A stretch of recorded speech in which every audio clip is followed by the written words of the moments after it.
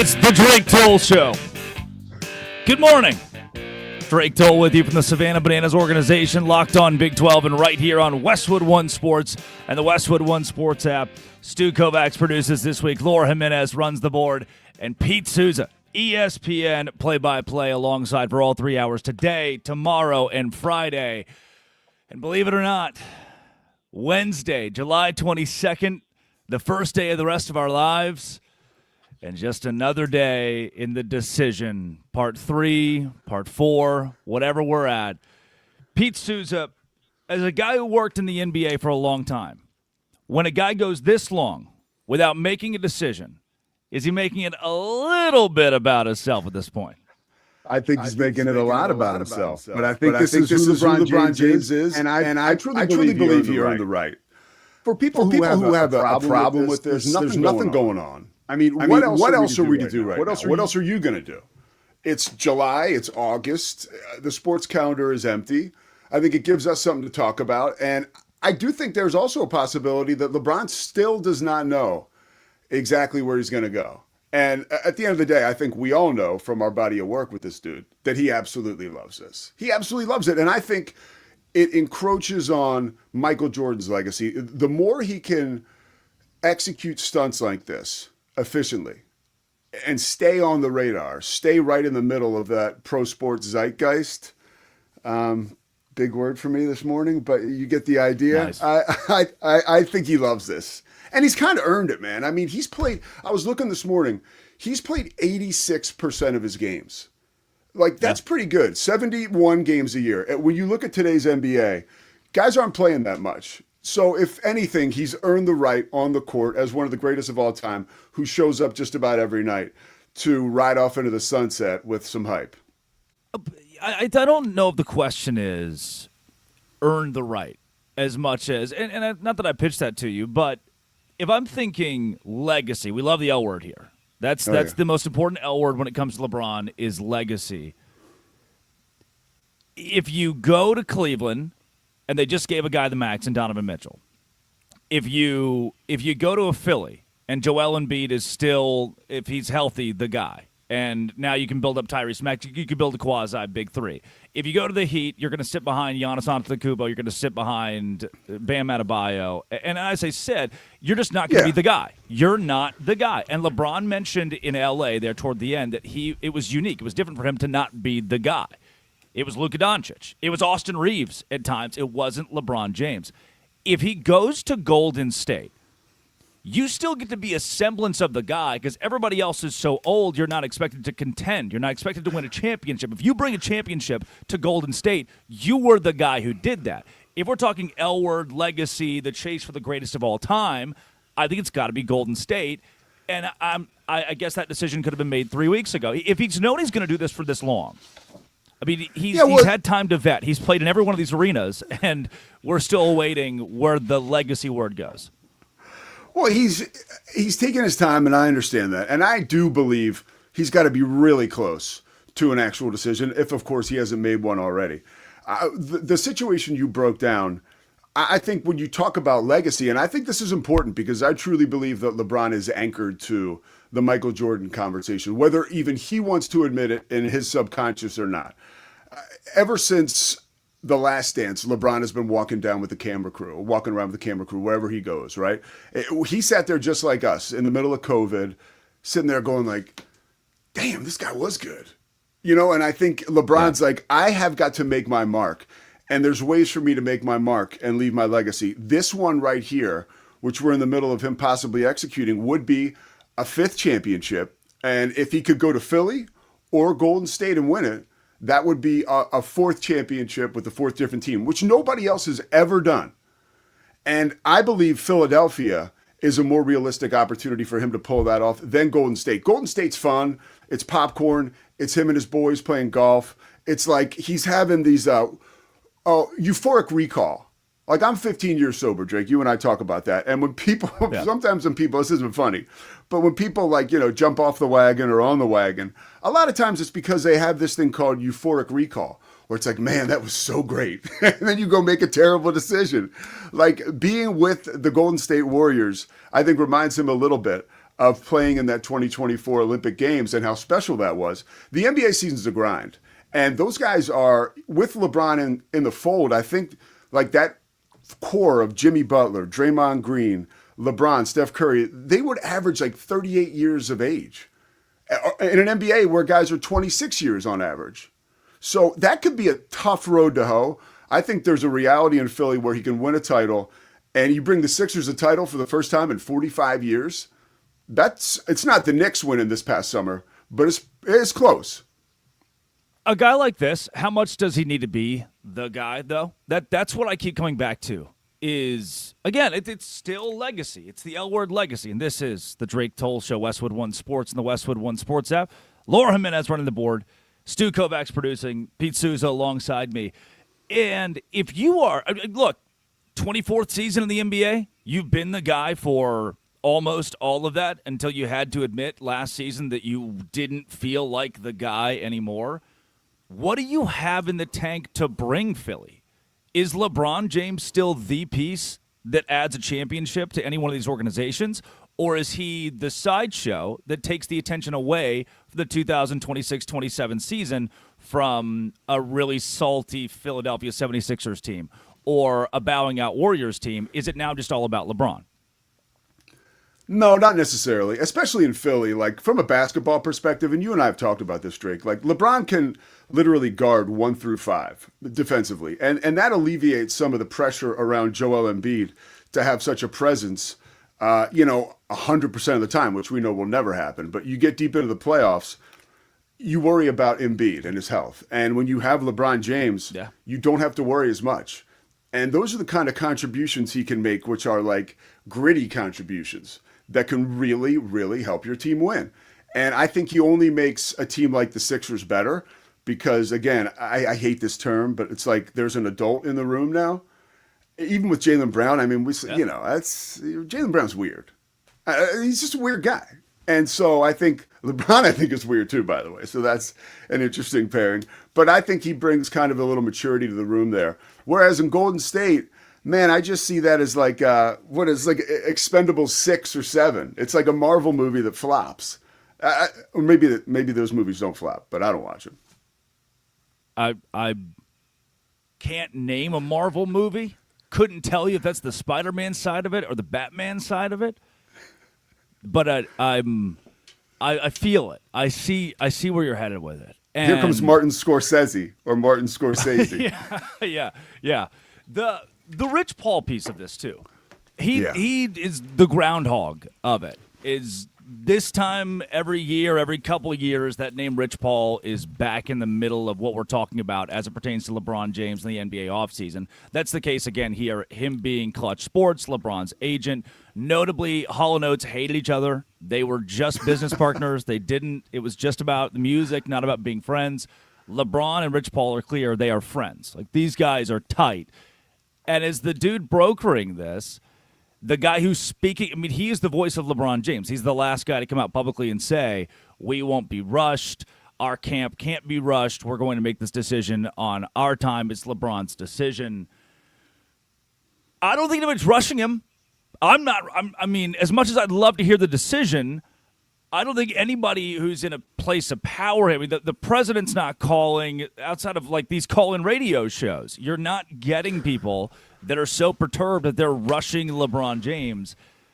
It's Rich Paul's so good at this, spinning the rhetoric to ensure it's still our decision. It's still on. We have the power here. LeBron James is in complete control, and I think pushing the narrative the way they're pushing it is landing right in LeBron's lap where he wants it. Yeah, and he's not going to have too many more of these moments left, flat out.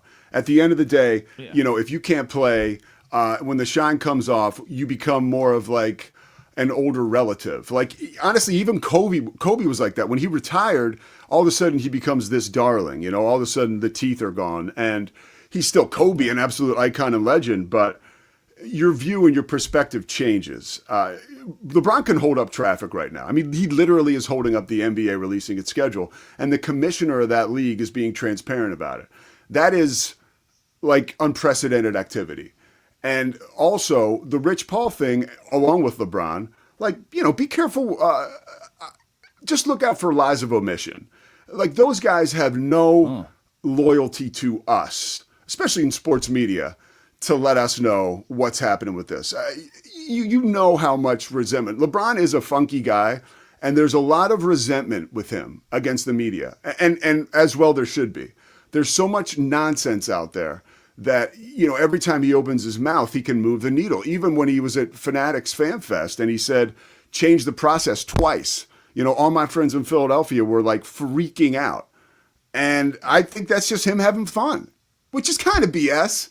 But again, he's earned the right, and he won't have opportunities like this much more.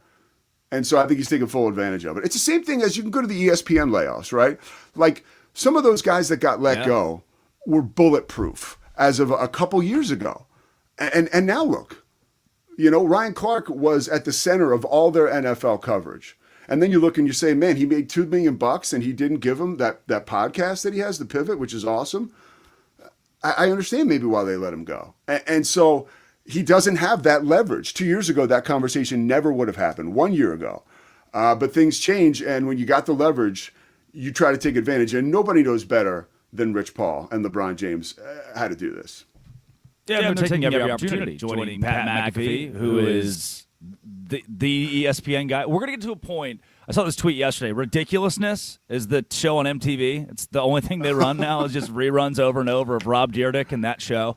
It's the ESPN from 8 a.m. to noon. We'll do Pat McAfee.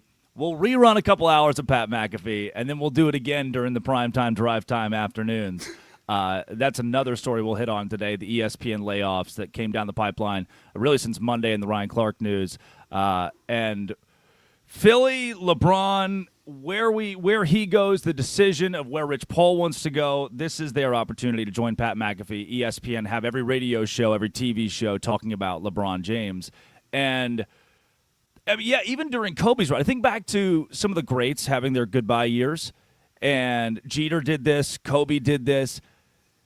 Game 84 in baseball, game 53 in basketball, it's like, yes, the arenas were sold out, but were we dialed into Kobe every night? I don't remember it that way.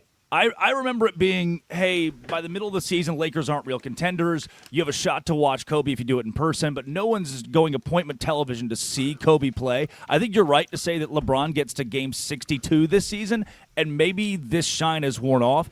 And even if he's a 76er, he's the third guy we're talking about in that lineup, and he's just not dominating the headlines the way he is today. Yeah, but it's not so much like, here's a good example, and this sort of leans into your point. Michael Jordan's last goodbye, right? When he was with the Wizards in 2003, the summer of 2003. That was like goodbye light. I mean, as much as it was Mariah Carey looking fantastic in the Wizards jersey dress, that was in Philly when she sang Hero. That was his last regular season game, his last game ever because they didn't make the playoffs. That was a situation where you were buying a ticket to a museum almost. Like you knew MJ wasn't going to score 50 anymore. It was one of those things why, and I've heard Charles Barkley say this in person, but that Michael Jordan is the only guy like people show up to a restaurant to just look at him. Like they just went to like an exhibit, And so I think that is almost another separator between MJ and LeBron. Like I agree with you. Like we've been oversaturated with LeBron stuff that I think you get to game 64 and it's like, this guy's 41, 42. He's still playing. It's amazing. But is he going to win a championship? It's more like we're in an age where it's like, okay, LeBron, you made us wait. You're on a team that should win a title or has a shot at winning a title. No more like warm and fuzzy goodbye. It's like, what are you going to do? Are you going to deliver?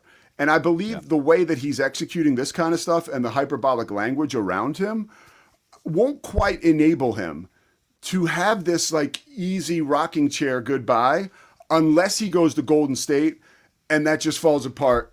They don't make the playoffs and it's obvious they're having fun and they're boys and that's how it ends. But that's not how he wants it to end. He is Pete Souza. Stu Kovacs produces. Laura Jimenez runs the board. And LeBron James still has another day to decide. In the meantime, we told you yesterday that Greg Sankey's comments at the SEC Media Days, this is the commissioner of the SEC, saying that the league might leave the NCAA. That's dangerous rhetoric. That's the line I gave you, dangerous rhetoric. Well, Kirby Smart yesterday got to a microphone and said, I've been saying this. It's time to do this. The SEC needs to leave the NCAA. How legitimate is that? And what the hell does that even mean?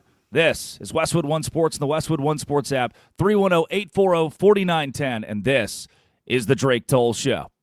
MLB is heating up. Time to...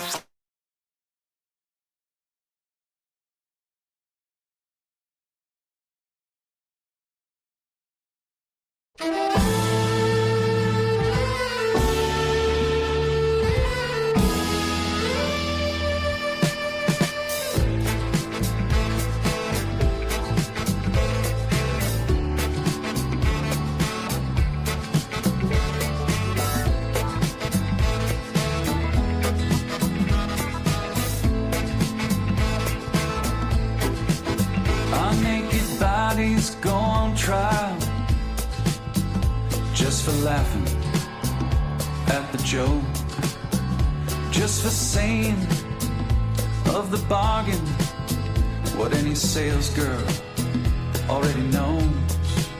Most of us old men die at the firing line, just waiting for our number to be called. I guess time just makes fools of us all. Now the king regales his stepson when he's loaded as a gun. Says a real man is like a country.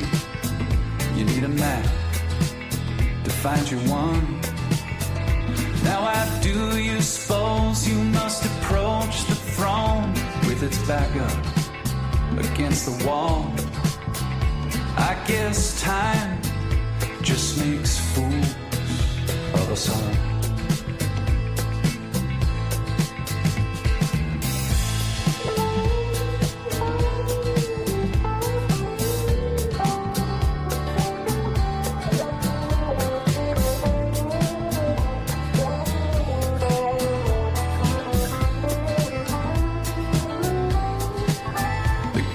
Minds of my generation, glad they conscripted in the war of defending any Goliath that would deign darken the door.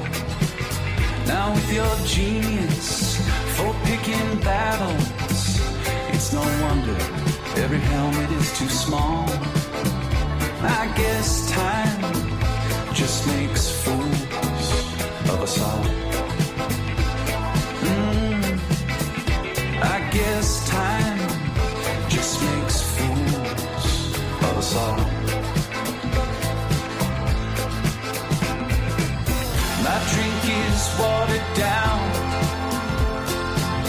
The champ is on his knees. He lost the rematch. He lost the comeback. He lost for charity, but that's the job. It's what gets the asses in the hall. They came for a beating, and he came to draw.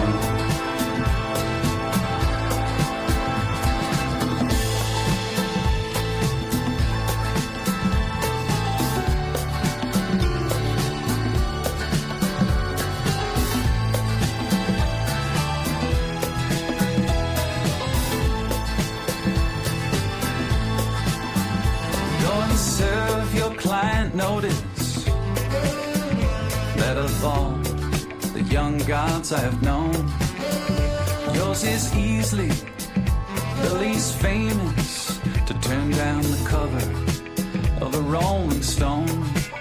Lily white faces, so familiar and yet impossible to recall.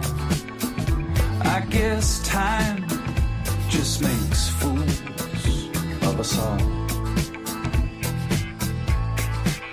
After a millennia of good times, God said, hey now, let's have a dream where we raise the stakes a little. Come on, let's make things interesting. parachute into the Anthropocene, an amnesiac, a him-broken doll. I guess time does make fools of us all.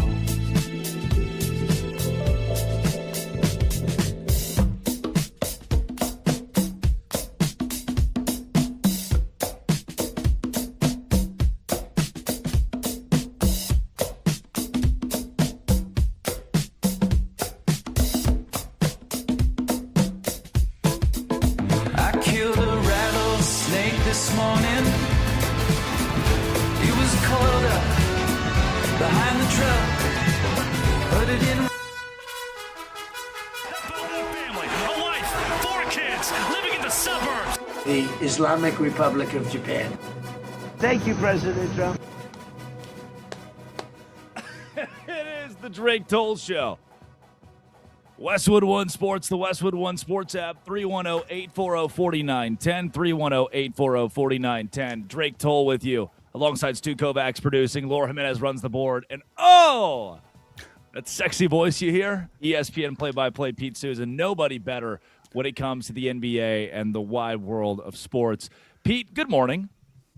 Hello, is LeBron there? It's Donald. Oh, no, actually, I'm looking for Bryson. Bryson? Yes.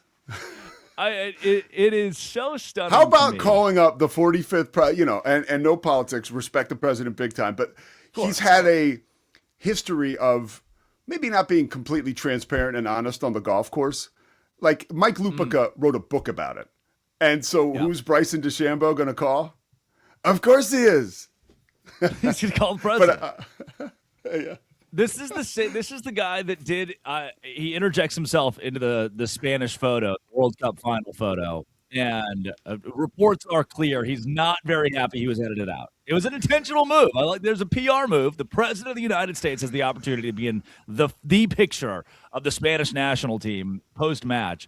Love it or hate it, the guy finds a spotlight, sees camera, get in front of camera, and somehow no comments on LeBron yet. He's not given us a tip on the location for LeBron from 45 and or 47, however you want to slice that up. He is Pete Souza. It is the Drake Toll Show.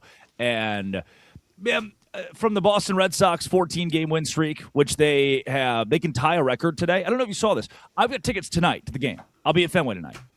And what this all hinges on is student nines. Let me tell you a story here. Wednesday, you can get in for $9 a ticket, and you can typically resell, and I'll buy them for $15. $98 tonight. Why, Pete? History. The Sox can win game 15 and 16 of their win streak. Their most all-time most in organization history. We would have known the end of the night last night if they were at win number 15 to break the record today for 16. Rain out. Doubleheader today. Wow. Yep. I won't know until that's a sign of a great 4 sports fan. I mean, awesome. That city is unbelievable, whether you like people from Boston or not. Everybody showing up to these games, those prices shooting up, their understanding of history and, what history in that organization, right? Those fans get it, man. They will be.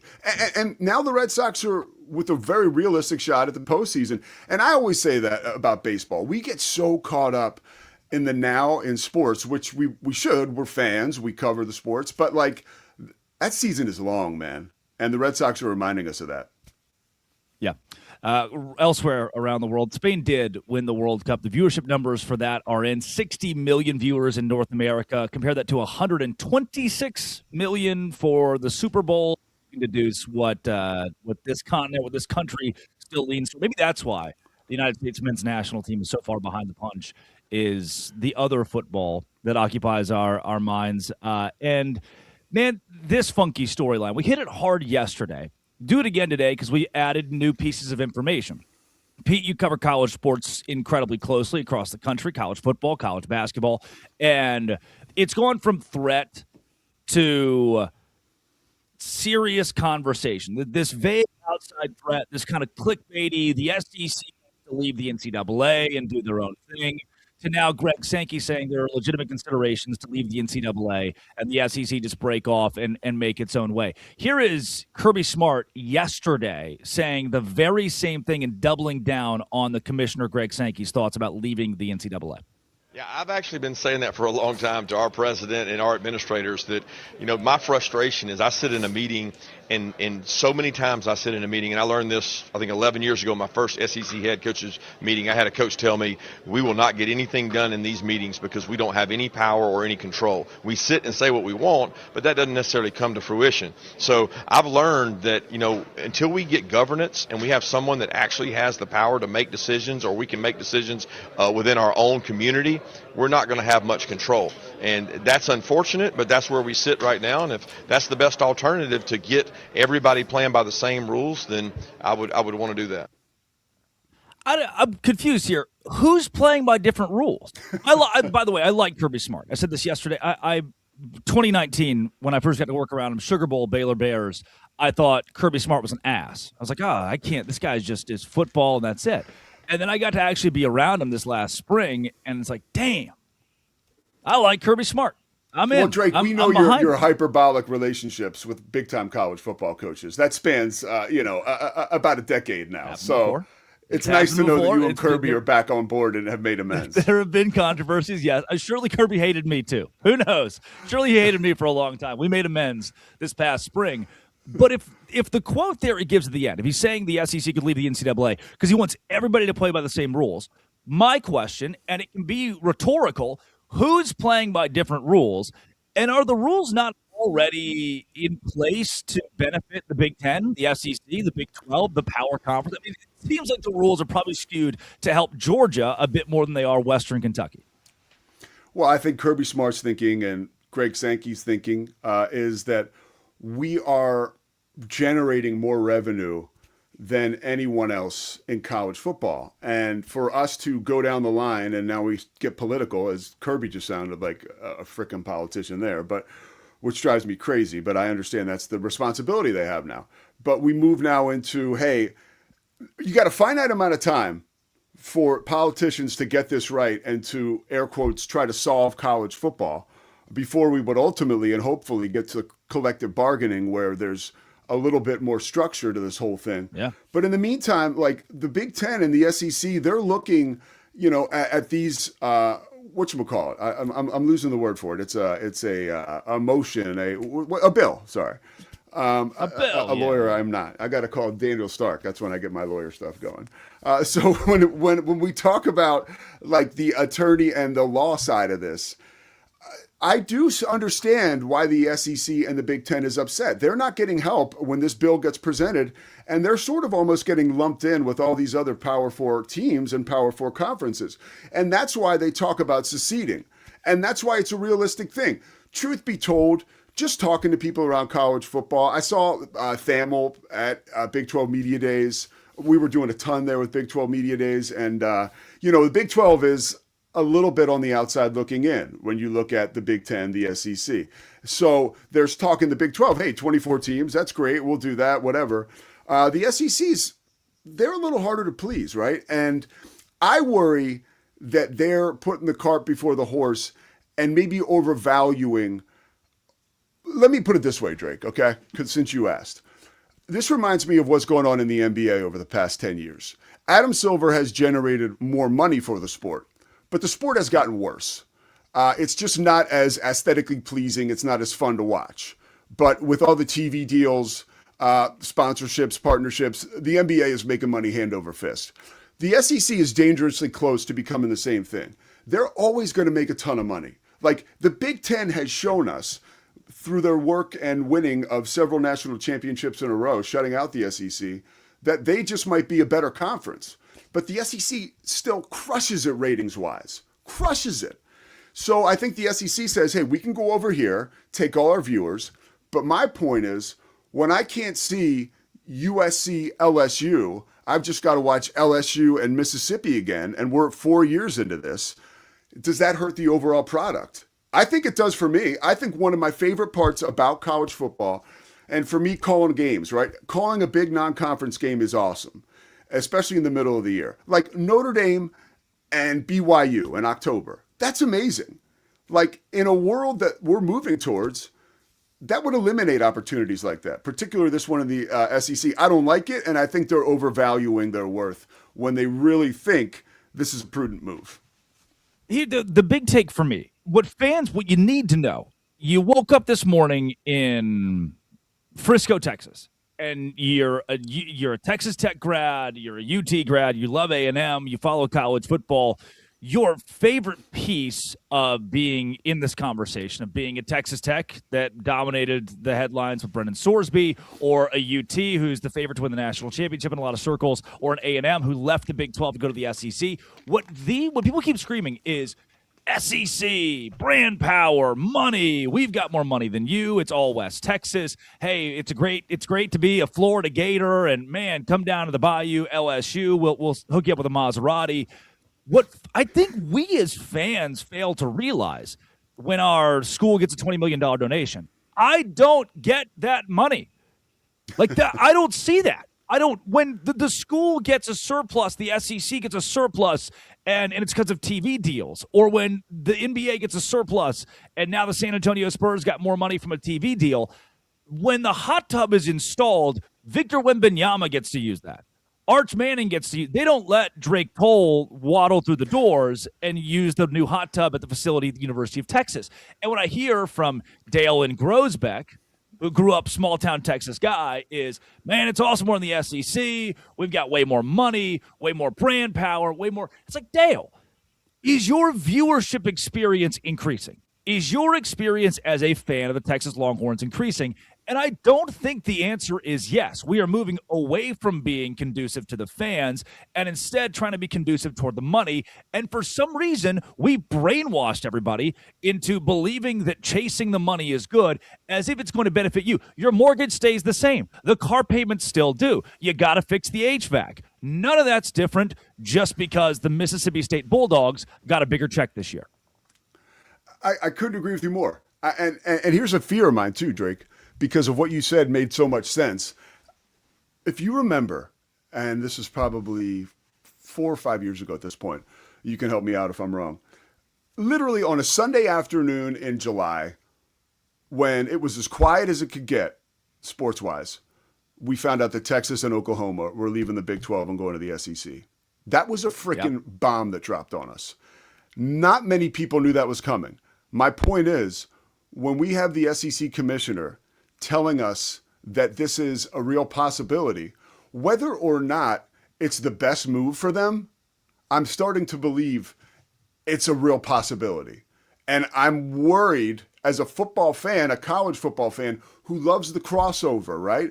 I'm a nerd, dude. I love Oregon State, Texas Tech. I just do. Those are games that I fall in love with.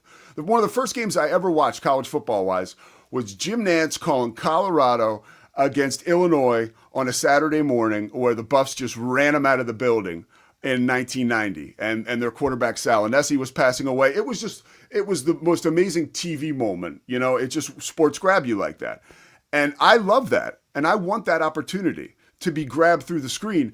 I worry that we could wake up next week and there's an announcement, hey, the SEC, next year, starting in 2027, they're going to have their own power super conference, and it's just going to be them. I think that will suck. I want crossover. Yeah. If they want to play themselves, we will get to the point where, and I do understand that you view this from the lens, I think Greg Sankey does, of when Georgia plays Alabama, money rolls in. Viewership rolls in. I think of the 50 most watched college football games last year, 24 of them were regular season SEC matchups. That's a big number. The other 26 were Caitlin Clark games. Yeah, right. That's all. It's SEC football, and they love to scream it in your face because they're right. Because that's what dominates the airwaves is SEC football. It's what ESPN has involved itself so intricately in SEC football and the college football playoff, and that's a good thing. I'll say it again. If they want Georgia, Alabama every game, I see that the dollar signs are clear. 7 years from now, 8 years from now, 9 years, it's going to get stale. I think we get to a point where it gets stale because what I love about college football, and I've heard analysts disagree with this, they say, oh, the best part is when Joe Burrow throws for 60 touchdowns. What I love is when Boise State beats Oklahoma, when App State beats Michigan. When I think the great moments of college football, I don't think about it, despite loving watching Joe Burrow, no doubt. But that's not the first thing I think of. I think of the great upsets, the big moments where the band is on the field. The band wasn't on the field for Cal and Stanford because those two schools were looking for a move to the ACC, right? What we love about college football is sans these conference conversations, and I don't think the SEC is pushing to save college football as much as it is to kill the product we love. Yeah, and I like Greg Sankey. Like, I've met him at some of our ESPN seminars, and I understand these guys have a job to do. And it just feels there's very little authenticity to all this stuff. We understand it's follow the money. And that's the natural state we live in with sports and sports business. But I don't know that we're looking all the way down the line. I was thinking last night about this. I don't know how many leagues in particular of any sport have thrived by pulling themselves out of a competition circumstance that is as lucrative and as successful as college football is right now. And so that's a concern of mine. The long-term health of the sport. I'm not sitting here trying to be preaching or provincial, but I do think that the SEC beating the crap out of each other for, like you said, 4 or 5 years in, I don't think it has the same shine to it. I don't. No, I don't think so either. When we come back, let's give you our biggest losers of the day, and we'll keep it in the SEC, where Kirby Smart is really unhappy with a certain reporter. Paul Feinbaum finds college football playoff expansion talks to be a bore, and the hot seat, Bill Belichick, it has found you. It is Westwood One Sports, the Westwood One Sports app. Drake Toll alongside Pete Souza. Stu Kovacs produces, and Laura Jimenez runs the board. When we come back, biggest losers of the day on this, the Drake Toll Show. It's a big week for NFL fans. Training camps are kicking off. The Panthers and Cardinals get things started today. Then it's the Pats, Seahawks, and Bucks on Friday, followed by the Rams and Niners on Saturday. The pigskin is flying, and we're here for it. Westwood One Sports.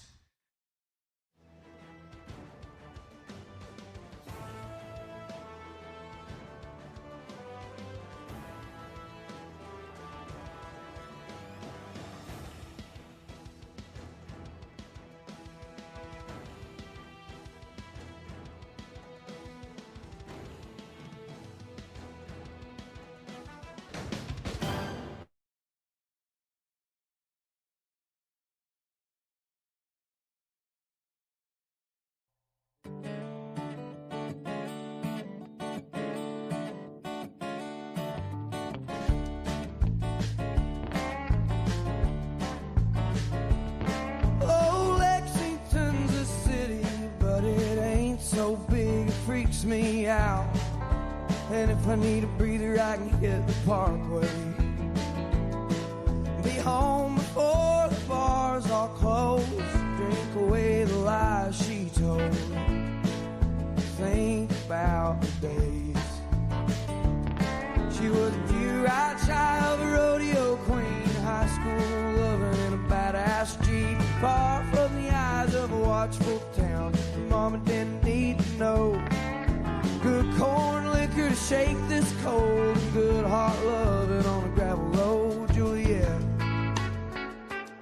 Won't you crawl outside your window and dance in the arms of your redneck Romeo?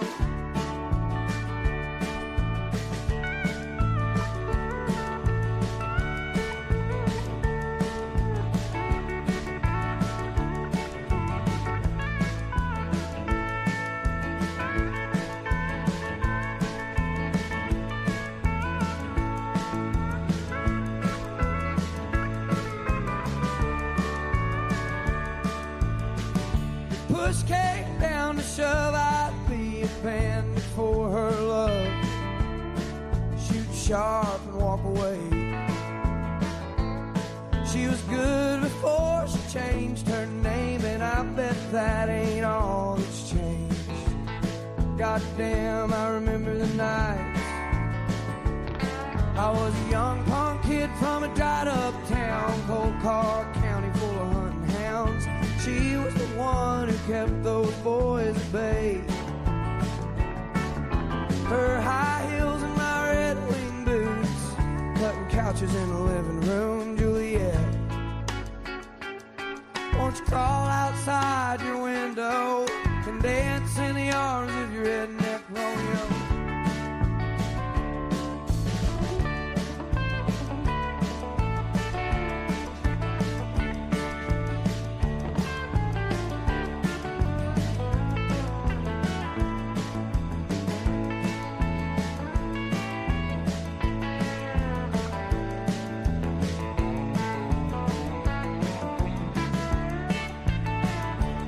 I can't win for all this losing, I can't see for all this boozing, but by God I can keep it together. Just to hold my baby close, get her moving down a county road, make up for lost time. She was a few-eyed child of a rodeo queen. She ran on sex and gasoline, far more money than a boy like me could hold. She went off to paint the town, and I'm stuck holding these mountains down, Juliet. Won't you crawl outside your window and dance in the arms of your redneck Romeo? Won't you crawl outside your window and dance in the arms of your redneck Romeo?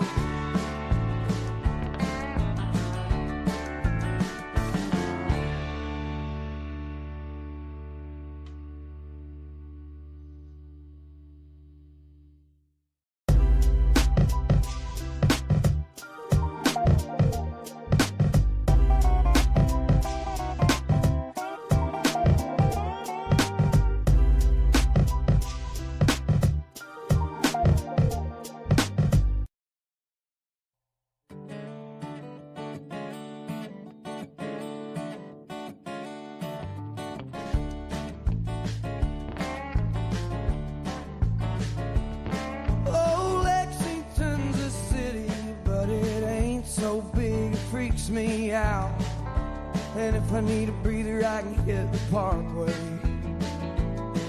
be home before the bars all close, drink away the lies she told, think about the days. She was a few-eyed child, a rodeo queen, high school lover in a badass Jeep, far from the... It is the Drake Toll Show. Westwood One Sports, the Westwood One Sports app. Drake Toll with you from the Savannah Bananas organization, Locked On Big 12. Stu Kovacs produces, Laura Jimenez runs the board, and he is the consummate professional. Emphasis on consummate. Pete Souza, ESPN, NBC Sports play-by-play, joining the program all 3 hours today and throughout the rest of the week. Thanks for being up with us, 6 a.m. to 9 a.m. Eastern Time. You can listen to the entirety of the show on the Drake Toll Show YouTube channel, the Westwood One Sports app, or SiriusXM 375. Pete, get ready to be baptized in the church of the biggest losers of the day. Biggest loser number one. This reporter, Kirby Smart, really did not like a question posed to him about wide receivers at SEC Media Days yesterday. Take a listen. Wanted to ask about the wide receiver room in particular. One of the bigger question marks, at least that I have, how would you assess the wide receiver room heading into fall camp? I'm just very thankful for people like you, Steve, that keep questioning them, because the more you question them, the more it helps me motivate them. So everybody says that we don't listen to you guys. Well, the wide receivers are listening, so they'll have a new challenge issued based on your question.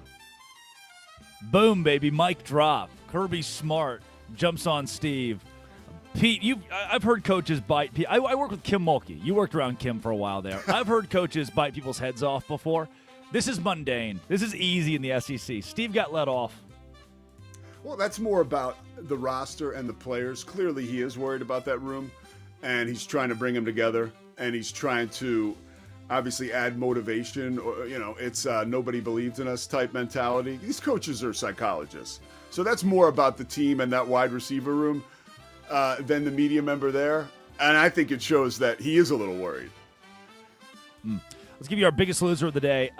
An ESPN voice, namely for the SEC, Paul Feinbaum, actually calling out-ish ESPN on college football playoff, the expansion, and whether or not this is the new format we're going to. Here's Paul Feinbaum yesterday.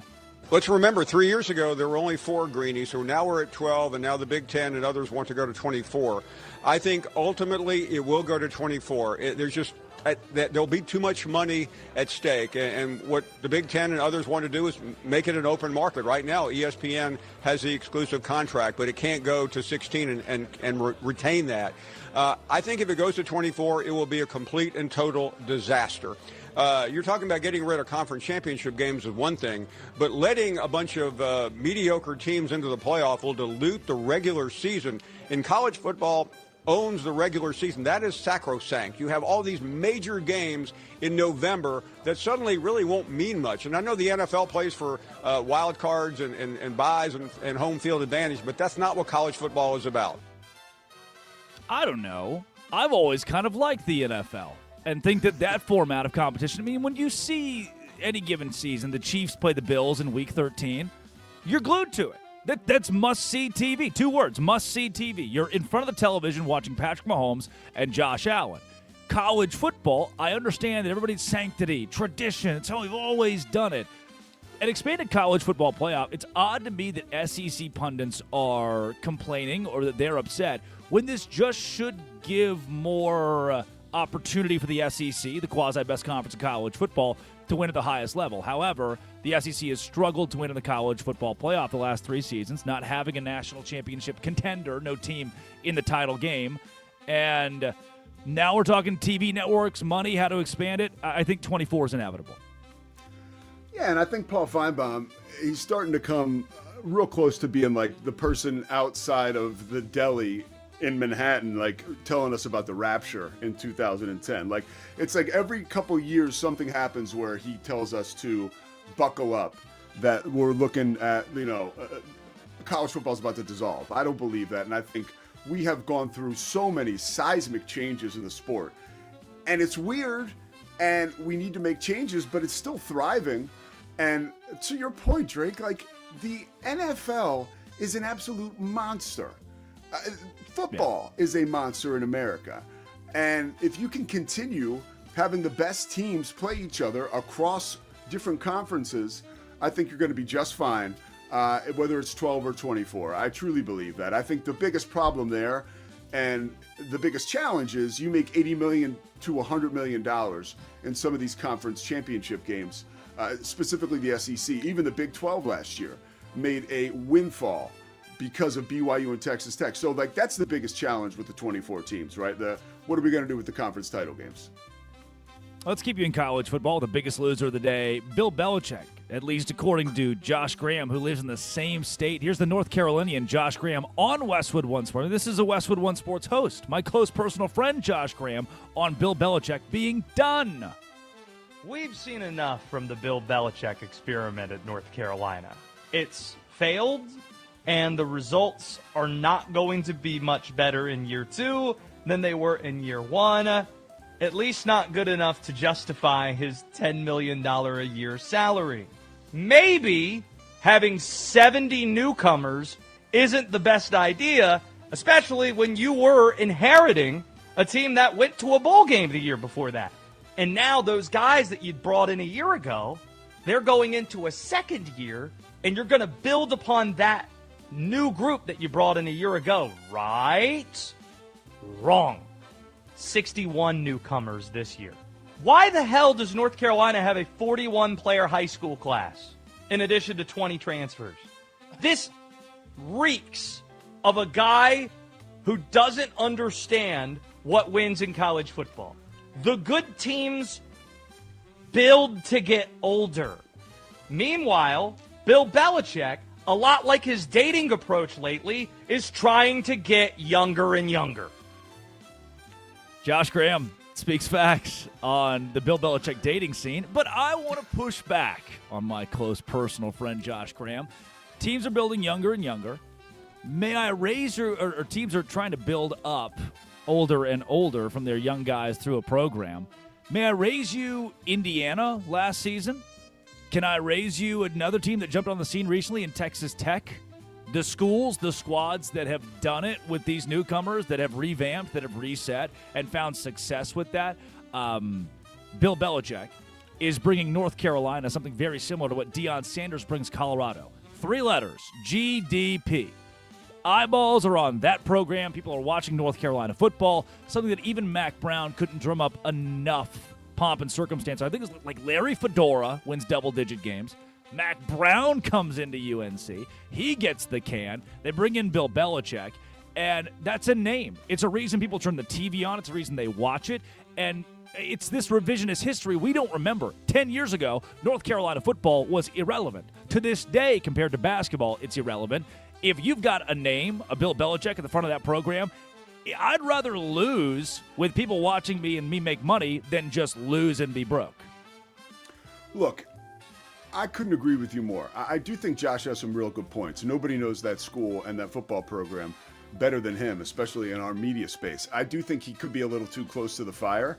The truth is, there's reasons why this is so hard for guys like Prime and Bill Belichick, because 5 years ago, recruits all over the country would be banging down their door to go play for Deion Sanders or Bill Belichick. The problem is the star power, the aura, is really, there's a shadow cast because of all the money at other schools. So their personality-driven or coaching-driven or star-driven success is really limited in this new landscape.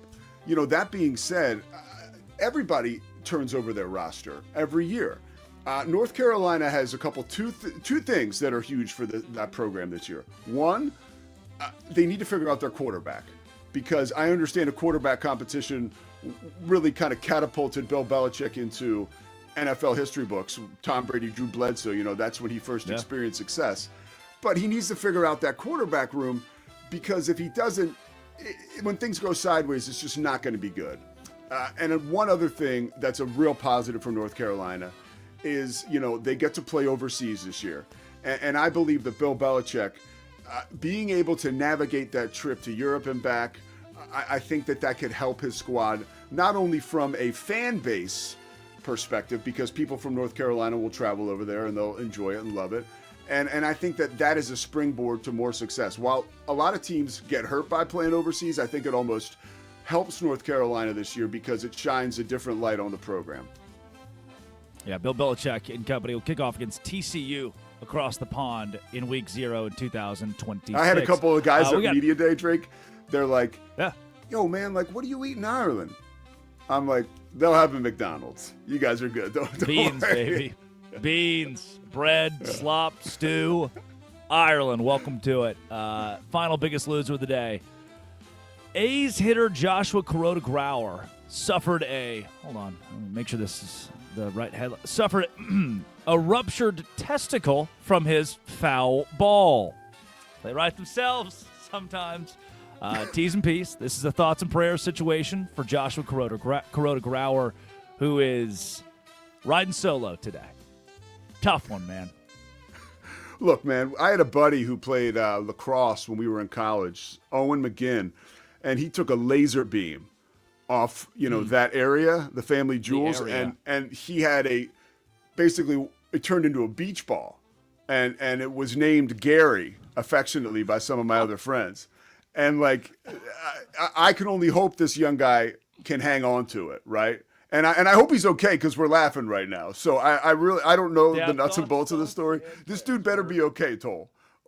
The nuts and bolts. The nuts and bolts. There, you're coming down on me, and you're still throwing shade. It's Pete Souza joining the fold today. Stu Kovacs produces. Laura Jimenez runs the board. Our obituaries when we come back. This is the Drake Toll Show.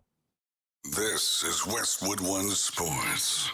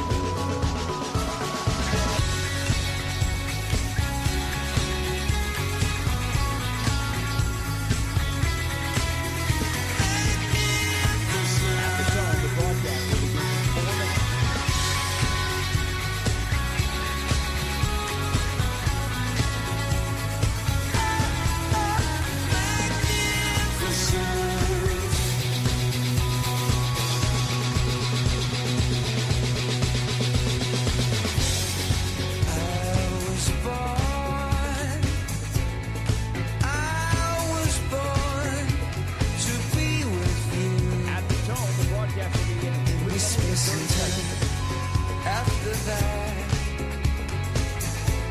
And ever after, I haven't had a clue. Oh, it should be clear, this foolishness can leave a heart black and blue.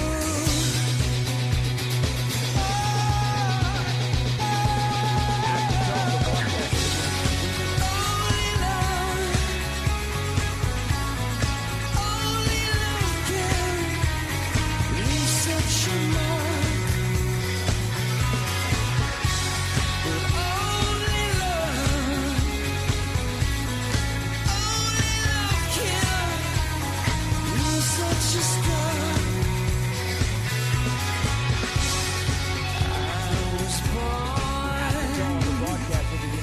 I was born to sing for you. I didn't have a choice to lift you up and sing whatever song you wanted me to. I'd give you back my voice from the womb. My first cry, it was a joyful noise.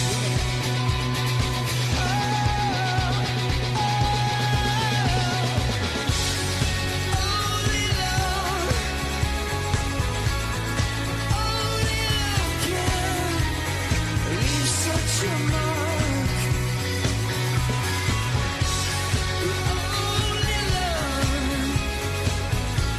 Only love can leave such a scar. Just a fight till we die. You and I will magnify.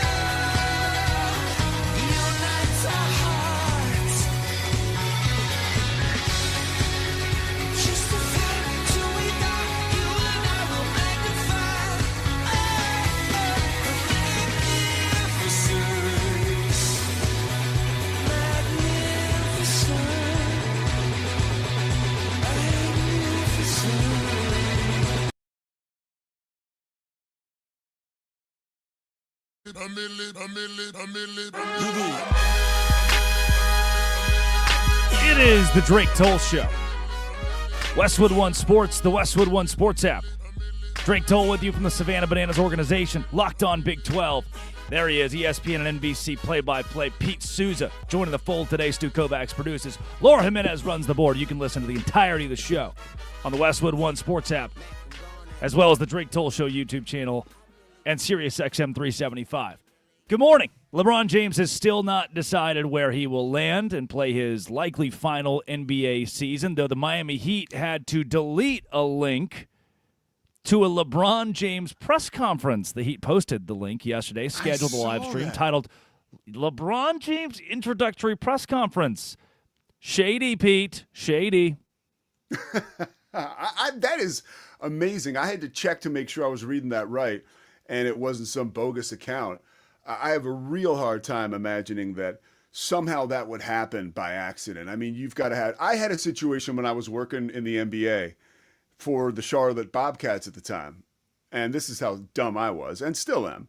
They sent us an email, NBA PR did, and they said, okay, at 3 o'clock moratorium, right? Here, there's going to be a release on players on your team who might make the All-Star game, like Emeka Okafor, like Primo Brezic, you know? Some guys you wouldn't know if you fell over them today outside of Emeka. Anyways, your boy, Genius, fires off the email at like 1:30, and we get an email right away from Mark Broussard at the NBA. It says, which one of you geniuses doesn't know what the word moratorium means? So maybe it's quite possible there's some poor you-know-what sitting in an office in South Florida like, oh, my God. So it is. Bill Parcells' quote, one of my favorite, you know, don't discount stupid. It's always in there somewhere. Quite possible. And there, the Miami Heat, somebody either knows something or is really prepared. And I like that. It's the same way that at all times every news station has the death package for the queen, for the king. That every news station in America. So I quad box. I watch 4 morning news, morning talk, sports, news, something on the TV every day, and each one of these channels is wholly prepared for the king to die. The second the king dies, some intern somewhere has made a video for the death of the king. Some intern for the Miami Heat was like, I'm ready. When the king dies, when LeBron James commits to Miami, I've got the press conference ready to go. People can jump on right now, and it created complete chaos yesterday in the National Basketball Association. Elsewhere, the Boston Red Sox working on 14 straight wins. They can hit 15 and 16 today with a doubleheader against the Orioles. 16 would be the record for their organization all time. How about Spain winning the World Cup over Argentina? 60 million viewers across North America tuned in. And SEC Media Days rolls on with their commissioner, Greg Sankey, wanting to leave the NCAA. No one's really sure what that means or why Sankey wants to be sued. That's all the NCAA seems to be good for in some respects today in college football. At least that's what the coaches would tell you. But the SEC is tired of the NCAA being sued on the SEC's behalf, and they want fairness. The SEC, the power broker, the big dog, wants fairness. It is the Drake Toll Show on Westwood One Sports, and it's time for today's obituaries. Dead today. Women who have too many children.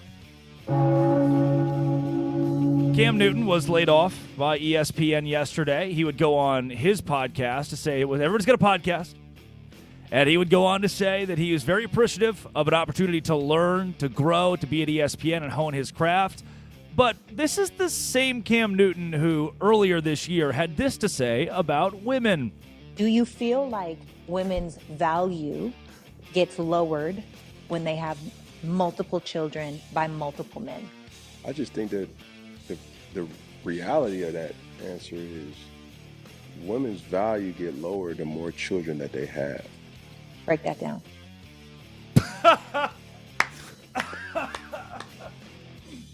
It's the greatest write that down in history. The reporter's saying, write that down. It's such a good... Take notes. Take notes. He's just women Fire in general. up the TikTok camera. Which is worse off with the more children they have per Cam Newton. Now, he gave those notes. I haven't been told that's why he was laid off from ESPN, but Cam Newton no longer employed by the worldwide leader. And neither is a slew of longtime hosts, staples, play-by-play cats. I thought the most surprising yesterday of the firings was Carl Ravitch, 33, 35, somewhere in there, 30-plus years of experience at ESPN. And you and I talked about this on the phone off the air. Carl Ravitch woke up today and is not an employee at ESPN. That's a gut punch. It is a gut punch, and there are reasons behind all these, like, obviously transactions. It feels like free agency. That's how we cover it. And we'll talk more about this later on. But just the Ravitch situation, having a little bit of insight, you know, in any organization, like when you have a GM who hires a head coach and that GM gets fired inside an organization, that head coach becomes vulnerable. You know, Carl Ravitch's last deal was really kind of a part of an older regime and people who aren't there anymore at ESPN. So he became vulnerable, I believe, because we all know how good he is. And it sucks, but it's business. Like, I hate that Carl Ravitch isn't with ESPN anymore. But, you know, as we all know, he'll be okay. But that was a shock, man. I'm super shocked too. And then I find out, it's got a little bit more to do with some of the Game of Thrones stuff than anything else. Yeah, there you go. Dead today. Coors Field. This is posted yesterday by Sam Coniglio. Hey, at Rockies, our seat just fully broke in section 149. Can we get some free beers here? At what point? Serena Williams is doing it now. Charles Barkley, they have like the Row or the Wegovy is one of them. Ozempic, of course, everybody knows Ozempic. At what point when you sit down in your ballpark chair and you fall through the chair, are you like, all right, I got to start investing? I'm going to start taking these commercials a little bit more seriously. That like, seems to be the first Google for this cat. yeah, right. Take some accountability. You're It's blaming your the fault. Rockies. I want you to load me up with more beer and snacks so I can break another seat. No, look in the mirror. It's time to make One a change. seat down at Coors Field yesterday. I'm hoping tonight at Fenway to get the Ted Williams seat. I'm in that section. I'm in outfield, 40 rows up, just going to hopefully see the Red Sox break this record. And I want the Ted Williams seat. But if I sit down in that seat, in Boston at Fenway, I don't know if you've been there, they got a red seat for Ted Williams, who supposedly hit a 498-foot home run in 1948, and so they just painted the seat red. Let me and ask it's you in this. the middle of just You're becoming a remarkable media personality. You are. Now, when you go to a Boston Red Sox game at Fenway, I'm imagining, do you guys have a show this weekend there, the Bananas? Yeah, we get party animals. How about this? Try this on for size. I used to work with Cameron Stewart. You've worked around Cam quite a bit. Oh, yeah. I used to work with Cameron Stewart at a tour company called Waco Tours in the 254, Waco, Texas. We all kind of lived there at the same time. And we'll be on ESPN calling a game with Cam on play-by-play tomorrow night at 7 o'clock Eastern time. Hartford, Connecticut, Party Animals, Indianapolis Clowns. Yeah, we got a 3-game stint up in Hartford, which is Boston adjacent. I'll give it to it. So as your star begins to rise, like, do people recognize you at these games? Like, will someone stop you? It will be. It happens more at airports than anything else. Airports are just like the perfect confluence of people coming and going through the world. And it's always, I had an ex-girlfriend. This happened 4 or 5 years ago. I went to the Georgia TCU National Championship. I was in LAX, and she was a TCU student. I went to Baylor, and so big rivalry. Never do that, by the way. No one should ever do that. We're from the wise here, from the young buck who learned a thing or two then. And we're in the airport in LAX. This dude in a TCU shirt walks up and goes, "Hey, you're Drake." So yeah. He had followed along some Locked On stuff, some Big 12 coverage. And he walks away after, 4-minute conversation, cordial guy. And she said, "That's the worst thing that's ever happened to me." What? She's like, "I can't. If this is going to be the rest of our lives, you having this kind of attention in an airport, I'm done." Whoa! What are you talking about, done? I think it's the coolest thing in the world when somebody walks up and her next statement was, "Hey, Drake, I need you to stop wearing the Vipers and the fur coats with the sunglasses walking through airports. You're not too hard to find there." Right, yeah. Holding a sign with my Instagram handle just for everybody to follow me in there. It's one of the coolest things in the world that you've experienced. When somebody walks up and says, "Hey, I either love or hate what you do," at least they're there. It's a good feeling. It's cool. That same ex-girlfriend, actually, she got into a new relationship like 3 weeks after we broke up. Which, whatever, sow your wild oats, do your thing. That's cool. Comes over to see the dog, split custody, wild situation here. Oh my gosh, I hate this and situation. I had gotten kind of snoopy that day of like, who's the new boyfriend? Let's look him up. See his mugshot. Didn't pay child support. I keep telling people you probably should pay child support. It's kind of an important thing. And she comes around to the house, and I was like, "Hey, I saw your new boyfriend got arrested. Everything good there?" Her response, Pete? "What do you mean arrested? What are you talking about?" She had no idea. The dude hid it from her. Didn't even tell her. So I got to break the news to that same You know gal what I would that have said heard- next? I would have said, if you think that this dog is going with you over there with him, you've got another thing coming. Yeah, she cried. She did cry, which fair. Stormed out. No contact since. That was 3 years ago, and it's no contact since. No, dead today. That relationship, Laura. Yeah, thank you. There it goes. Those are our obituaries for today. It is time for the Quickie Top 5 headlines in all of sports. Stu Kovacs reads them. Drake Toll and Pete Souza have a minute to respond to each. Stu, what's going on? Good morning, guys. All right, I know you guys started the show talking LeBron, but of course we have another day and another day without a decision from LeBron. Dave McMenamin said that the Warriors are still in play. Brian Windhorst says that the Sixers can't be ruled out.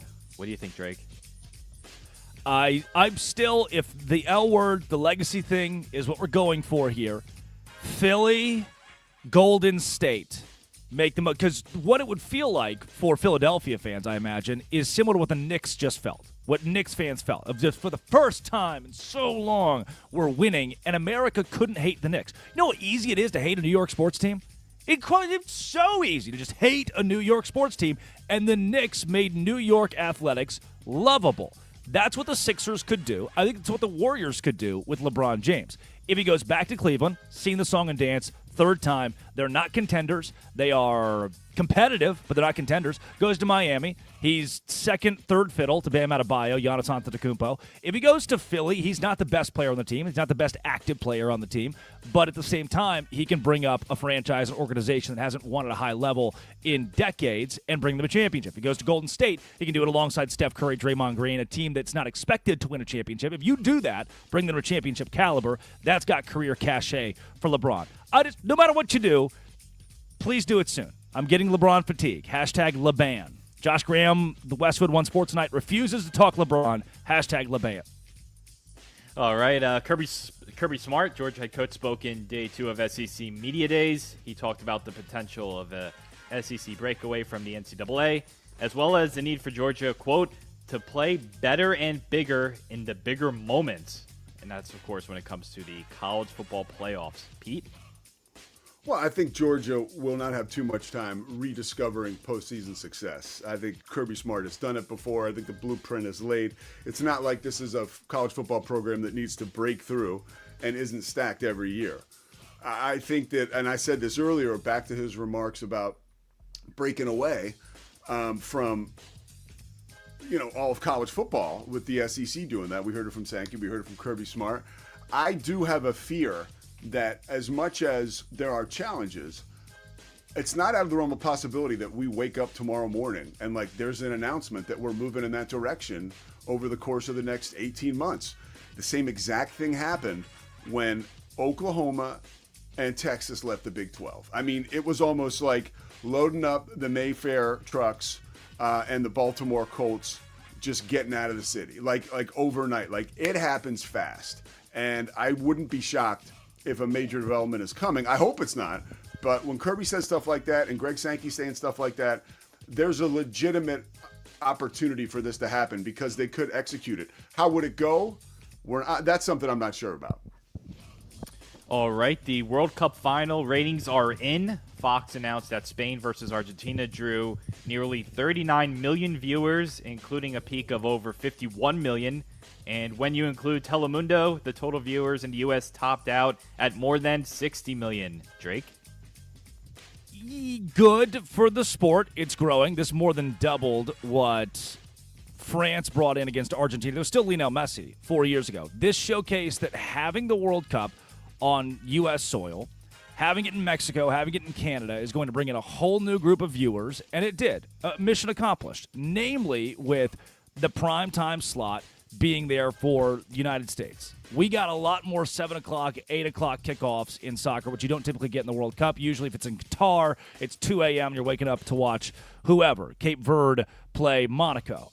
And now, Morocco, one of those. And now you have the United States and a conducive TV product to soccer meet, and when they converge, 60 million people watch, which is by far a record. However, 126 million people watch the Super Bowl. We're still a football double-O country, and that's been proven time and time again, namely with the way the United States men's national team played and competed in the World Cup. Thanks, Stu. All right, next one, Steph Curry. How about this one? He became the first active NBA player to have his own exhibit in the 75-year history of the Naismith Basketball Hall of Fame. Pete? Well, I've been to that Basketball Hall of Fame. I used to call games for the Springfield Armor in the NBA Development League before it was the G League. Amazing. Anybody should go to the Hall of Fame. And I would imagine Steph's, that exhibit would be interactive because the way that he changed basketball was his ability to brings so many other people, undersized kids really, to the table. With the way he shot the basketball and the size he was or is. I can remember when I was working for the Hornets, his dad, Dell, was saying, hey, he's thinking about going to Richmond. Can you talk to him about the school? And I mean, he was knee-high to a grasshopper and quiet as a church mouse. He was probably 17. And of course, he's gained confidence, self-esteem, and he's a superstar now. But regardless of how he looks physically, he's always going to be relatable. And the way that he shoots the lights out, I think people wake up every day and think, maybe I could do that too when they look at his size. So that's a great idea, because I would imagine that's going to be interactive, and that'll probably be a blast for people. Alrighty, last one here. The Red Sox-Orioles game yesterday was postponed due to weather. So the Red Sox, they look to match and break their franchise record for longest winning streak as they go for number 15 and hopefully number 16 as you'll be there, Drake. Yeah, I'll be in attendance tonight in Boston. Woke up today in Savannah, Georgia. My flight's at 1 o'clock, noon, something. We'll figure. I've still got to check in. Get to Boston, watch it from the airplane. Hope they hit number 15 with win number 1 out of the doubleheader and can win and break the record in Game 2. Look, if they lose Game 1, tickets for they'll be giving away tickets for Game 2 tonight. Everybody's excited. Cameron Stewart's boots on the ground. I'm taking him. I've been told that everybody in Boston's pumped for the game because of the record. If they lose that record by losing Game 1 of the doubleheader, my night's dashed. My tickets are worth nothing compared to the $100 to sit in the nosebleeds to do a 999 challenge tonight. He's Stu Kovacs. He produces. Pete Souza co-hosting today. Laura Jimenez runs the board. When we return, we'll take you from our obituaries and quickie to Caitlin Clark, Sophie Cunningham, the faces of the NBA, the WNBA, I should say, maybe not. The WNBA actually doesn't want them to be.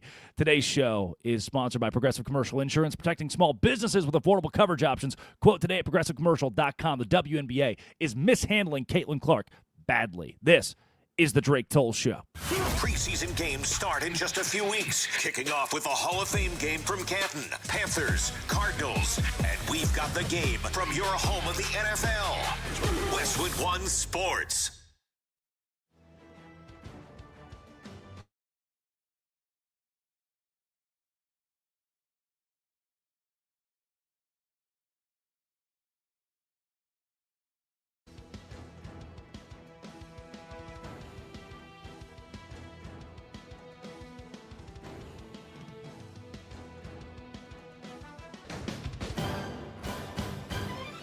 At the tone, the broadcast will begin in 4 minutes, 30 seconds.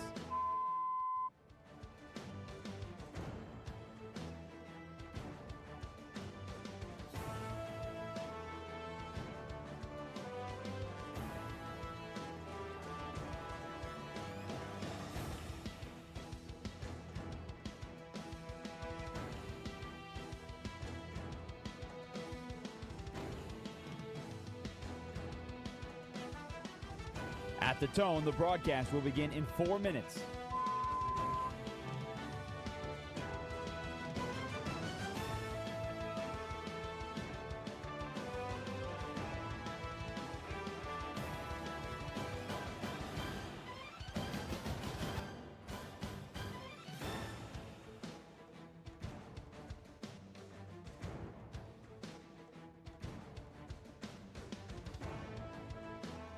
At the tone, the broadcast will begin in 3 minutes and 30 seconds.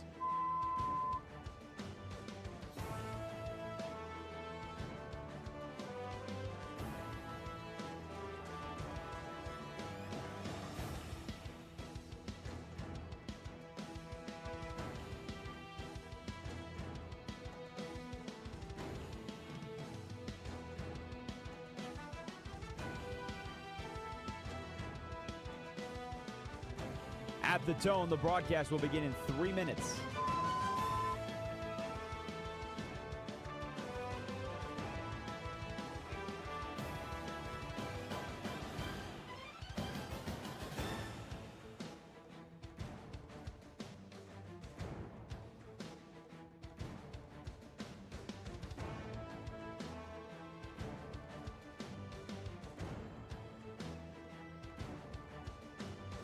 At the tone, the broadcast will begin in 2 minutes, 30 seconds.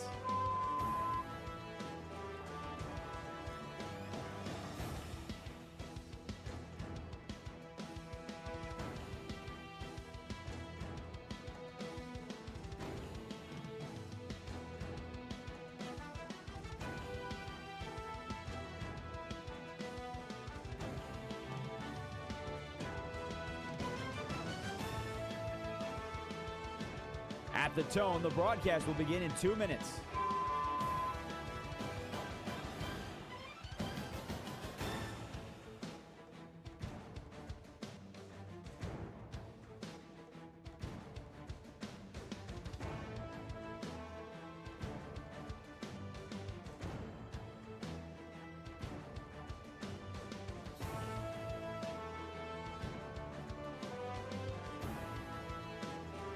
At the tone, the broadcast will begin in 1 minute, 30 seconds.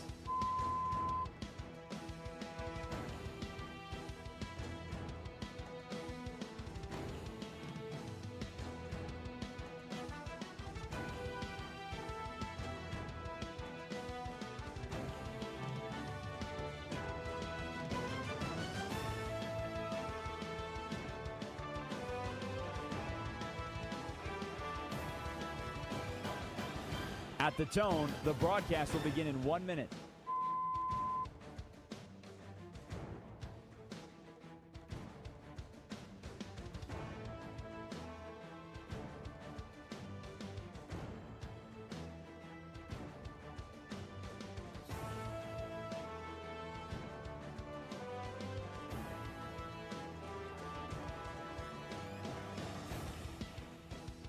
Stations, this is your final time check. At the tone, the broadcast will begin in 30 seconds.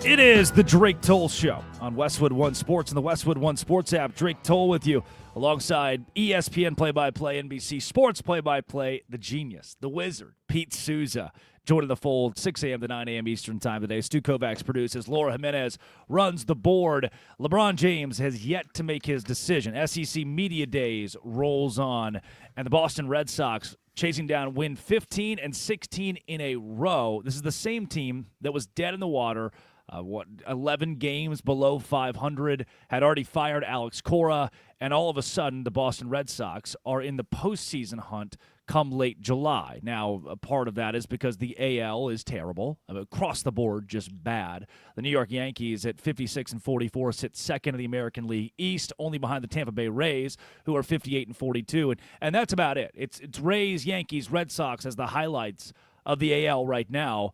As the White Sox, good, but they're the White Sox. The Guardians, good, but how will it last? And the Texas Rangers lead an AL West that is hapless at this point. The Mariners and Astros giving chase as the Athletics and Angels have fallen out of the conversation compared to a lofty National League that's been dominant. But I'm looking across the landscape of sports and going into today's show, the headlines.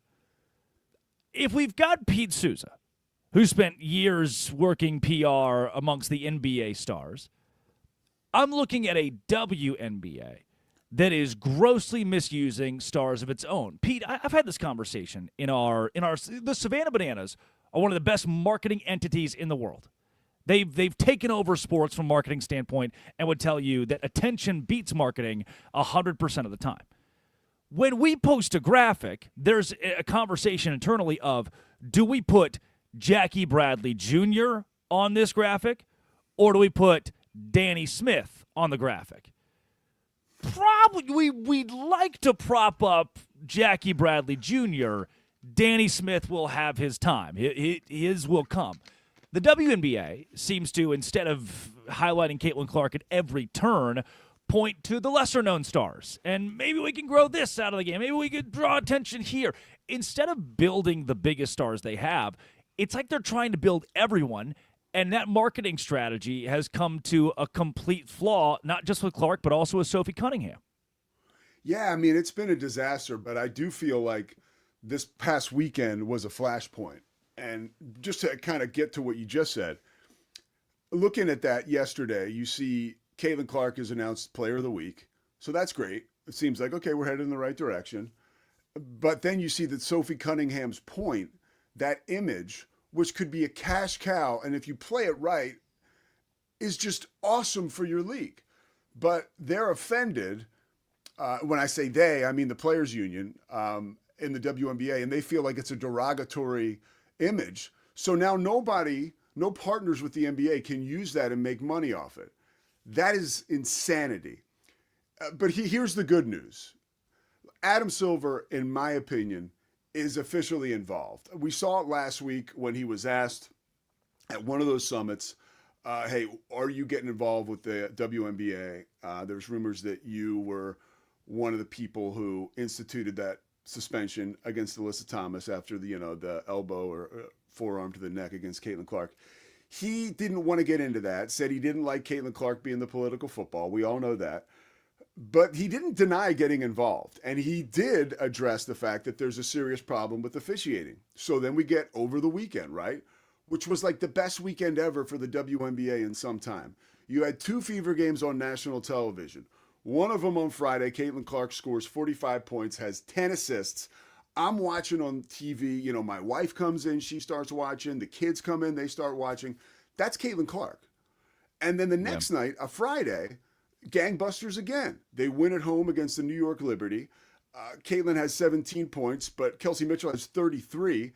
And that's on CBS, broadcast TV. So when you look at those instances and some of the officiating, Drake, and this gets to my larger point, there were 4 3 in the keys called against the New York Liberty.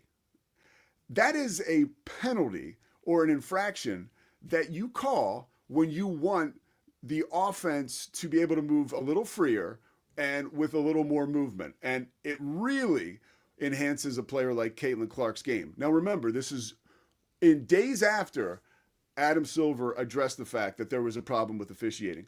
And this goes back to my work in the NBA, working in PR. Look, when I worked for the Bobcats at the time, we had the Charlotte Sting. And they were basically run by all of, the Charlotte Bobcats. I mean, the NBA side was just as involved as the WNBA side. And that still reigns true today. And I think it's going to reign truer going forward. I think Adam Silver is officially involved. The bag was getting fumbled. They're still fumbling it. You can't stop the players' union. That's the thing, right? If you're Adam Silver. So they can put out these dingbat decrees that you can't use Sophie Cunningham's point because it's derogatory. They can't get out of their own way, even when the commissioner tries to help them. I believe they've turned a corner. I'm really interested to see how the Fever play for the rest of the year because, and I'll sum it up with this. You guys, I love like Industry, Euphoria. I love the HBO shows, right? Now, those 2 shows I mentioned are particularly kind of dark, but every season there's like 2 or 3 awesome shows where it reminds you of watching Entourage. You finish up watching, you're like, man, that was just a darn good time, right? Like that's what this past weekend was with the WNBA. The problem is they're in a 10-episode season. There's 3 of those amazing party type atmosphere. It felt like Party Animals or Savannah Bananas really this past weekend. Yeah. And we've had more dark episodes. And I believe that now that Adam Silver is involved, we are going to have more party type episodes. We're going more Entourage and less Euphoria and Industry, less darker episodes. Let's have a good time. It's sports. It's Caitlin Clark. I think we're getting there, but I think that's because the commissioner is involved. Yeah, Caitlin Clark is dominant. 40 points, 10 assists, completely healthy, franchise record, 45 points in a single game, and fastest in WNBA history to reach 200 career three-pointers. If you're unfamiliar with Sophie Cunningham, by the way, the blonde lady, we're having a Sophie Cunningham lookalike contest at Forsyth Park, Savannah, Georgia, at noon on Saturday. So just if you feel like you look very similar to Sophie Cunningham, just come on out, Forsyth Park. I'll be the judge. We'll figure it out. We'll make it happen.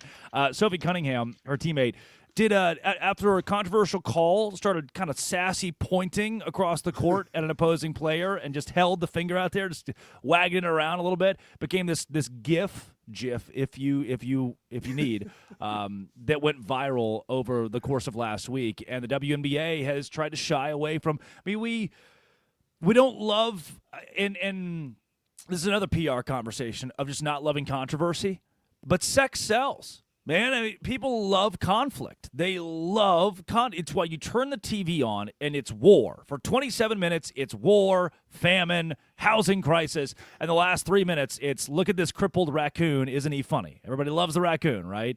And then we move on. It's because we love conflict. The WNBA at some point has to embrace conflict. That's the thesis. That's the point. The WNBA has to embrace conflict to make the product the best it can be.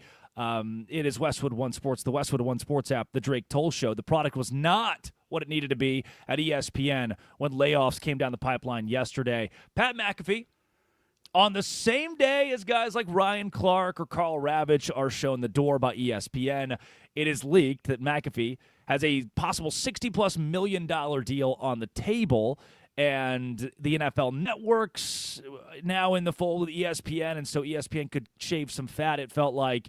And in all of this, it just looks bad for some people's favorite broadcasters, announcers, or some of the faces, the names, the voices you followed for decades who are no longer with the four letters.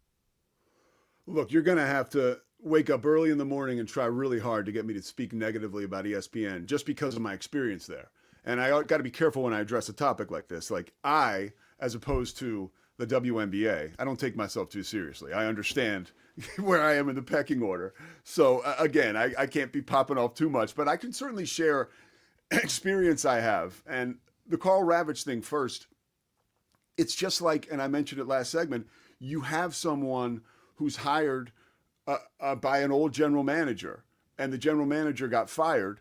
So now you got Carl Ravitch there with this huge salary, and the new GM comes in and he's like, I don't think that's my guy. You know, that's what happened at ESPN. There was somewhat of a regime change. Carl Ravitch is kind of left out there vulnerable. We all know how amazing he is, but that's business. The Ryan Clark thing, I love Ryan Clark, like truly I do. He was making $2 million a year, and they didn't even get his Pivot podcast, which is an awesome pod. And then obviously there is an aspect or a component where, as much as I believe Ryan Clark is very insightful and we've seen him be funny, there is a lot of coming at you from on high. And like you mentioned, Drake, when I watch sports, from time to time, I think it is necessary that we hear from a different voice that maybe will lecture us and put us in a position where it's important that we have an opportunity to learn, and someone with a different voice or a different skin tone than us is able to help us see something that only they can see. I understand that. When it becomes consistent, that's where it loses its luster. And I don't think it's a surprise that in the wake of, or even before Ryan Clark was announced to have been let go, that Kyle Brandt was spending a lot more time on those morning shows. Because look, man, that was a good time this week watching Kyle on those shows. And now you get word that he's going to be on more of those shows.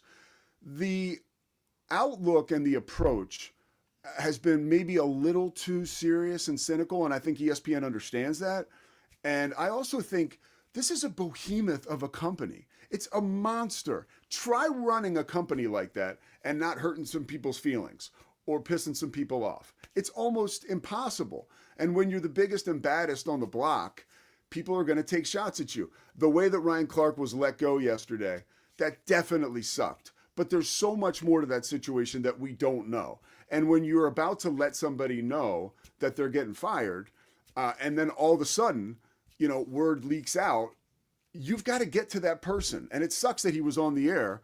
But, you know, just to give a little more context, the story leaked that Ryan Clark was going to get let go. So ESPN personnel had to get to him immediately. Unfortunately, he was in the middle of a show, and that was it. So I do want to take a perspective here. And by the way, I buried the lead. They absorbed the NFL network. That was like 500 employees. Yeah. I mean, that's you're basically duplicating so many positions that at some point you have to be efficient. It sucks that people get fired, but we're not talking about people at Walmart getting their jobs taken from them when they go home and they got 3 kids and no food in the refrigerator. So I do think we need to use a little more perspective as to how we approach some of this stuff. My gosh, our media brethren, dude, we do a bang-up job at taking ourselves seriously. Yeah. And protecting each other, even Stephen A. Smith chimed in yesterday. The ESPN's golden child, Stephen A. Smith, had chimed in on the entire deal. We'll get to his audio and his thoughts on Ryan Clark being laid off by ESPN and a host of hosts and play-by-play cats who were let go by ESPN that will great. Good point. Good perspective. If the grocery store fires you, there's not national, international outrage. You don't have 15 people calling you for a new job. If ESPN fires you after 30 years, hopefully the landing is soft for those who we work with in the industry. When we return, let's give you our idiots of the day, including one Spanish man who will get the country's football manager tattooed on his body. This is Westwood One Sports, the Westwood One Sports app. This is the Drake Toll Show. MLB is heating up. Time to find out who's for real and who will shape their lineup to be October contenders. Trade deadline is less than 2 weeks away. Westwood One Sports.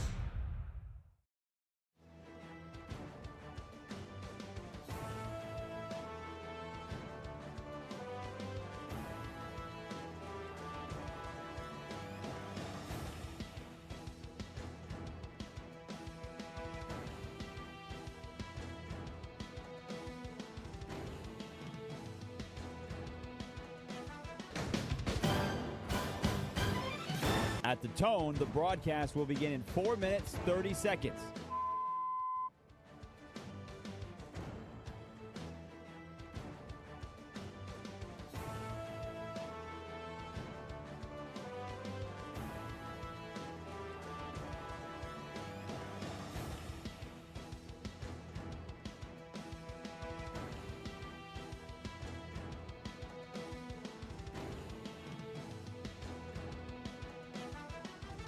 At the tone, the broadcast will begin in 4 minutes.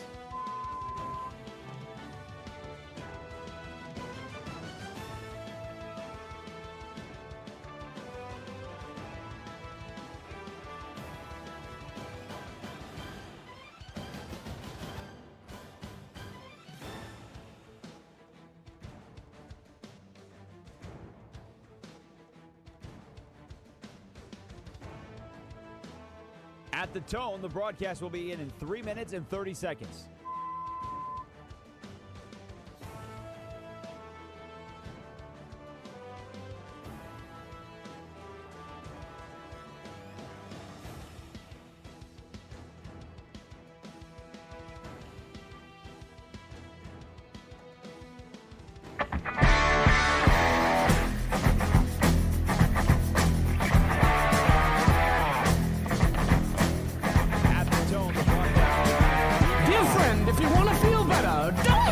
Make you toss this letter. If you've been crossed up by voodoo, the wizard or the lizard, you got family trouble, man trouble, woman trouble, no night through the rubber. You're looking for a true friend or a true lover, or if you've been living undercover. Well, I'm coming to your town to break it all down and help you with all of this.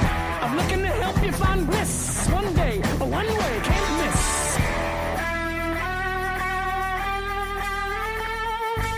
I'm here to tear all the walls down. Doesn't matter if it's a large town or a small town. Just like Joshua and the fabled walls of Jericho, I'm here to tear down the institution. God spoke to me, said, listen to me. I anoint you with the power that'll get them all moving.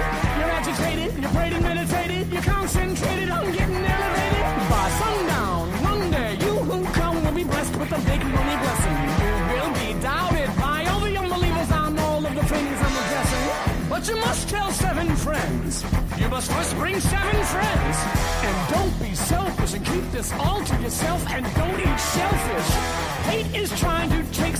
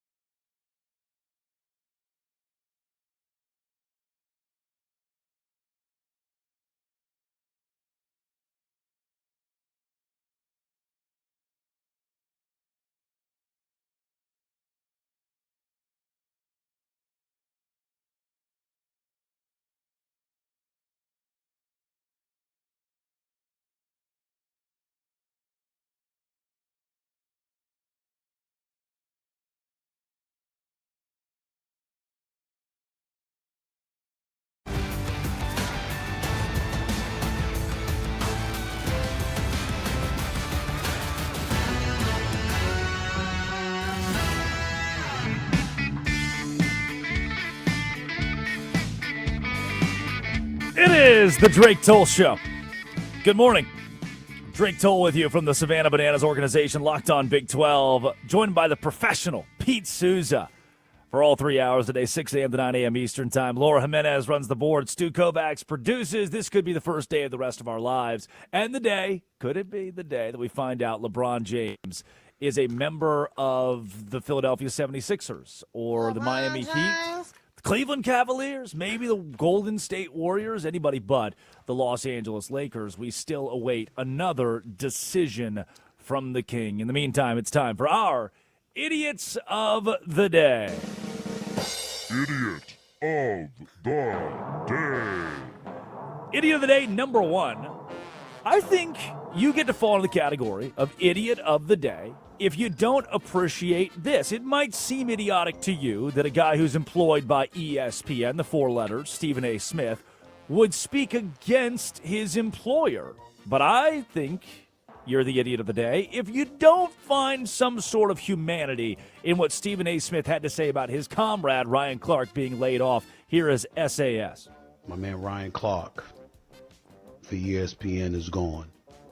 A person that I consider to be arguably the best NFL analyst in America is no longer a member of ESPN.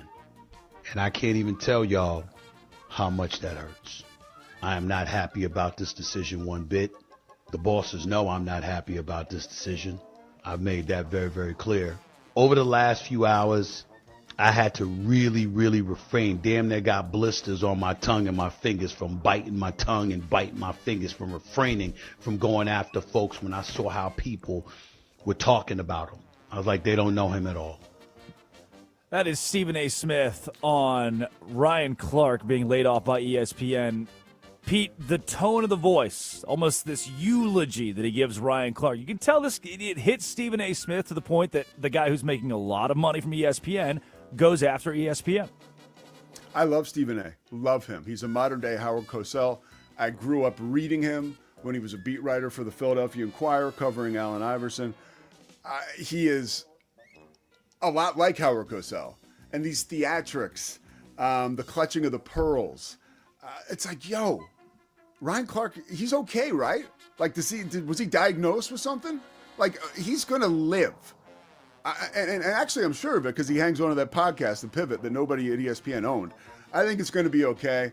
Stephen A. is definitely a showman. Explain to me, I'm still confused. So the Pivot podcast, I've heard of the Pivot podcast. Yeah. I always thought it was an ESPN property. This is Ryan Clark's mega popular super podcast. Yeah. It's not ESPN affiliate. It's not, and I would expect it now. It's 2 days a week or whatever. He'll probably, the natural move would be to go 5 days a week so he can generate more money, and almost like Club Shay Shay or what Shannon Sharpe is doing. I think this does bring an interesting point up, and this is maybe a conversation for another day, but if you want to really carve your own mark out in this medium, in this business, you've got to have your own thing. Because at any time, ESPN is reminding us, because again, these are business decisions, but I don't know that anybody is bulletproof. And I think it really is great for Ryan Clark in the wake of all this that he can go back and work on that show. But yeah, that's totally separate from ESPN. Oh yeah. If you got the Pivot podcast, this guy's good. We're good. The tone can be uplifting. I mean, you can be frustrated if you're Stephen A. Smith with ESPN, but Ryan Clark and his career are going to be fine. Idiot of the day. The Arizona Cardinals? Looks like Jacoby Brissett's days as a Cardinal might be over, according to Ian Rappaport. Quote, a day before the Cardinals report, there is not yet resolution. Jacoby Brissett, his contract situation, Arizona, Brissett, actively negotiating, I should say, for the last several months, agree that he's due a raise, no consensus on the number. People don't know. Jacoby Brissett was actually a pretty good quarterback last year for the Cardinals. Now, the reason people wouldn't know is because it's the Cardinals and it's Jacoby Brissett. But 3,300 yards, 23 touchdowns, 8 interceptions, 65% completion percentage. It was the best season of Jacoby Brissett's career. Is he a solid NFL quarterback? No. Is he an NFL quarterback? Yes. But the Cardinals don't seem invested or interested in winning, so it's on par. They wouldn't be giving a raise to the guy who actually played pretty well. Look, Jacoby Brissett, in my opinion, is like the NFL equivalent of oatmeal. You know, like it's not bad for you. It'll keep you alive. But are you running to oatmeal before like steak? No. And I think he's completely misguided as to how he sees his career. He's way more like Case Keenum, Cooper Rush than somebody that can be a starter in the NFL and help a team towards, a playoff appearance. That's just like, we've got a body of work that tells us who this guy is. I appreciate his confidence, but I think it is, I think he overshoots the mark here. Yeah, Brissett last season, 33 years old. So your time's running out. But Jacoby Brissett, hear me out. Same passing numbers as Aaron Rodgers. Brissett, 3,400 yards. Rodgers, 3,400 yards. Brissett, 23 touchdowns. Rodgers, 24. 8 picks for Jacoby, 7 for Aaron Rodgers. I mean, we're Drake, in what world was Aaron Rodgers like lighting it on fire last year? I mean, it was like a painstaking process to watch that dude. I remember the Sunday night game, Chargers-Steelers. I was in Sioux Falls because I had an Iowa State, Mississippi State basketball game the next day. I was cooped up in the hotel room. It was freezing cold outside, and the only thing colder was the Pittsburgh offense. It was a disaster, and that's not a good comparison, in my opinion. Oh, well, okay. The reason I bring up Aaron Rodgers is because I wanted to know throughout his, will he stay in Pittsburgh? Will he leave? I wanted to know who died and made Aaron Rodgers a great NFL quarterback. Because the current version of Aaron Rodgers is not. But it was the LeBron saga of what? Probably June. We were still having these conversations in May and June about Aaron Rodgers. And we get back to the show. Aaron Rodgers fatigue. I wanted to know who died and made Aaron Rodgers in his current iteration good at football, because his numbers are just like Jacoby Brissett. And somewhere in there, I gained an affinity for Jacoby Brissett. So now I'm like kind of on board with the guy, and I'm rooting for him. That's why sports is great. That's how you fall in love with the player. Yeah, so now you got skin in the game. He's my dude. Mark Cucurella is our idiot of the day. He promised to get Spain manager Luis de la Fuente's face tattooed on his body. This comes from our friends at Yahoo Sports. He expects Mark Cucurella to be a man of his word, all due, and to get a tattoo of the Spanish manager on his body. Now, different cultures, face tats, not on your face, but tattoos of other people's faces, are pretty normal. We've seen that before. I don't think the coach's face tattooed on your body is the best move here. No, it reminds me of when I got I got like one of those Marcus Camby tattoos, like one of those symbols, I have it between my shoulder blades. And people ask me, what does it say? I'm like, it should say mistake. I remember I was walking down the boardwalk with my girlfriend at the time, and a man came up behind me and he was pointing at it. I thought it meant inner strength. He's pointing at my tattoo. Ghost. I'm like, what do you mean, buddy? I'm with my lady, trying to look smooth. He's like, tattoo mean ghost. I'm like, no, it's inner strength. I was like, oh boy. Yeah, so I've tried. I'm out on tattoos ever since that. Especially of a coach who you probably won't care much about in about 5-10 years. Idiot of the day. Let's go to an Angel scout known as the quote baseball spy, fired for recording Rockies coaches. Number one, why are we recording the Rockies coaches? Of all of the people that we of everyone that exists that we could be recording, you needed to record the Rockies coaches. Number two, if you're going to cheat, be good at it, because everybody's doing it. Everybody at the highest level, they're probably cheating in some way. Be good at it. Number three, I don't know if you've been around baseball scouts much, but there are degrees to this. I know like 15 baseball scouts, and they make $25,000 a year. They're never home, and they're watching deep. Like, I'm the Southeast Regional Baseball Scout for the New York Mets, Florida Section 4. You're like, what does that even mean? What do you even do? And this one dude watches 4 high schools play. There are degrees to MLB scout, for sure. And in this situation, if you're an Angel scout trying to move up the ladder, I don't think this is the way to do so. Well, I want to know how old the baseball spy is. I love this story already. And it honestly reminds me of, you mentioned people not making as much money as we might perceive. The director of college scouting with the Cardinals just getting popped for gambling. The story there is amazing. He was able to, of course, predict the first 5 draft picks by the Arizona Cardinals. He put in a $25 bet that bet came back 700 grand, right? Like, he used that inside information to try to make a little more money, and that bleeds into what you're saying about the salaries being lower than we expect for some of these folks.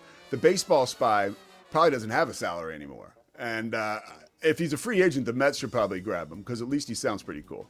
That's a banger nickname. Baseball spy is a banger nickname. Woo! Final idiot of the day, the Miami Heat social media team. Internet team, digital team, scheduled a stream titled LeBron James Introductory Press Conference. Yeah! Woo! Got it on the books. July 27th, we'll see you guys there. We're going to have a LeBron James Introductory Press Conference watch party. This intern probably got a strong talking to. Look, I will tell you, I'm familiar with the Heat organization. I have friends in the front office. I know Pat Riley, a little bit about Pat Riley. He's not my friend. That is not a good day for that intern. Like, Pat is still involved. That is not the guy who you want to have to answer to. If that at all was, maybe it was intentional and it's like some crazy PR scheme on that side of it, maybe. But, I mean, if it's not, somebody, I would not want to be in that facility. Not a good day in that cubicle. He is Pete Souza, the professional. Laura Jimenez runs the board. Stu Kovacs produces. When we return, where's LeBron James going? It's all anybody can talk about. Westwood One Sports, the Westwood One Sports app. This is the Drake Toll Show. This is Westwood One Sports.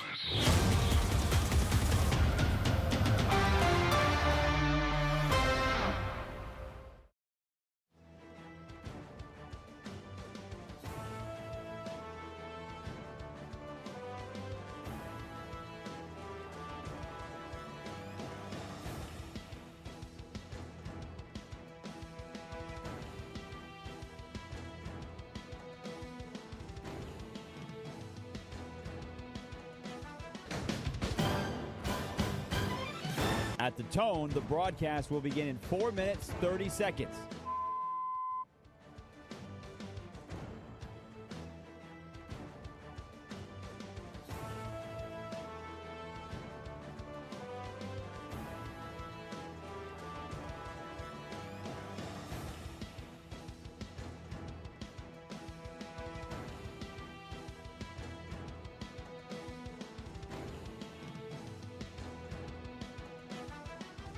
At the tone, the broadcast will begin in 4 minutes.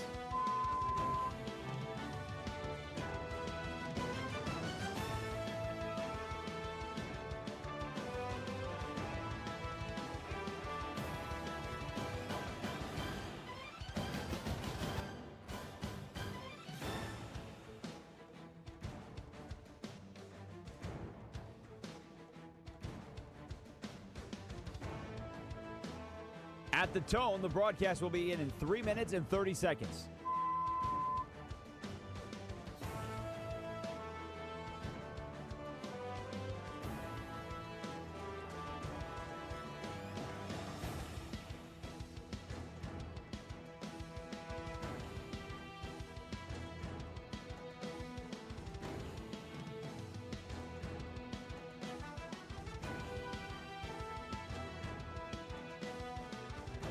At the tone, the broadcast will begin in 3 minutes.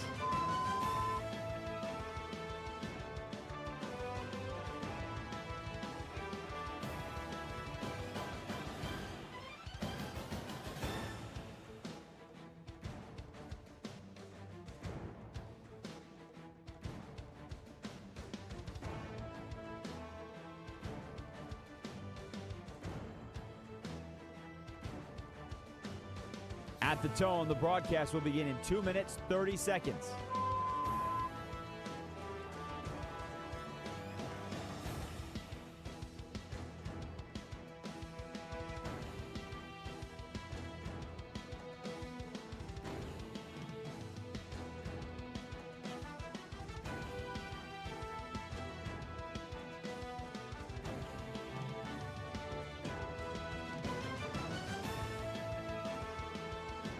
At the tone, the broadcast will begin in 2 minutes.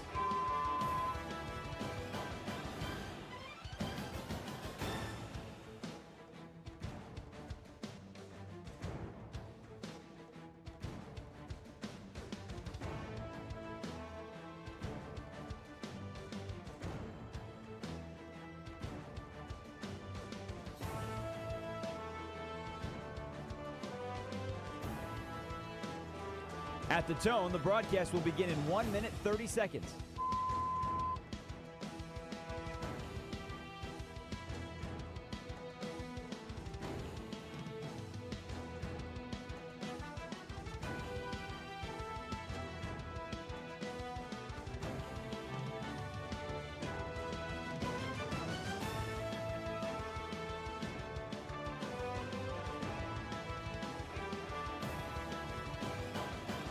At the tone, the broadcast will begin in 1 minute.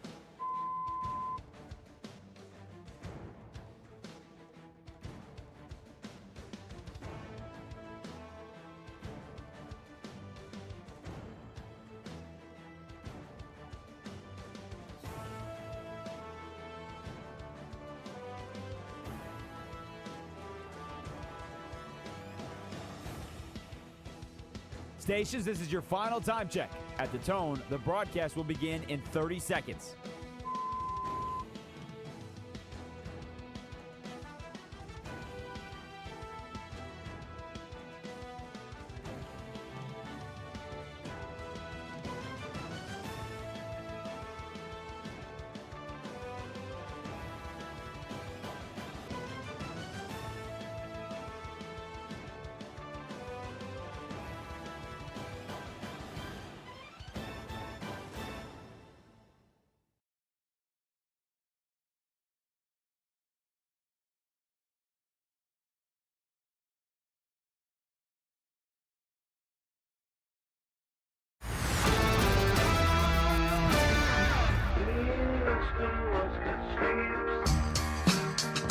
It is the Drake Toll Show.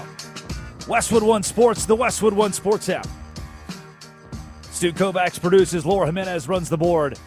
ESPN and NBC Sports play-by-play Pete Souza joins the fold 6 a.m. to 9 a.m. Eastern Time today. Good morning. You woke up today in Mission Viejo, California. Oh, getting ready to go to the gym, working out, get a pump in. You're going to listen to your guy Derek Fisher here in an hour, who takes over the morning show. We hold down the fort for a little bit. And you're wondering, oh, no way they talk LeBron James again, right? No, I mean, no way they start with LeBron James this third hour of the Drake Toll Show. That's exactly where we are. 310-840-4910. Josh Graham of Westwood One Sports Night has been clear. He has hashtag love fatigue, and there is now a hashtag LeBan, and refuses to talk LeBron until he chooses a city. The newest piece of this, and we just chatted this a bit, Miami, the Heat organization, posted a link to a press conference that's LeBron James' introductory press conference set for July 27th.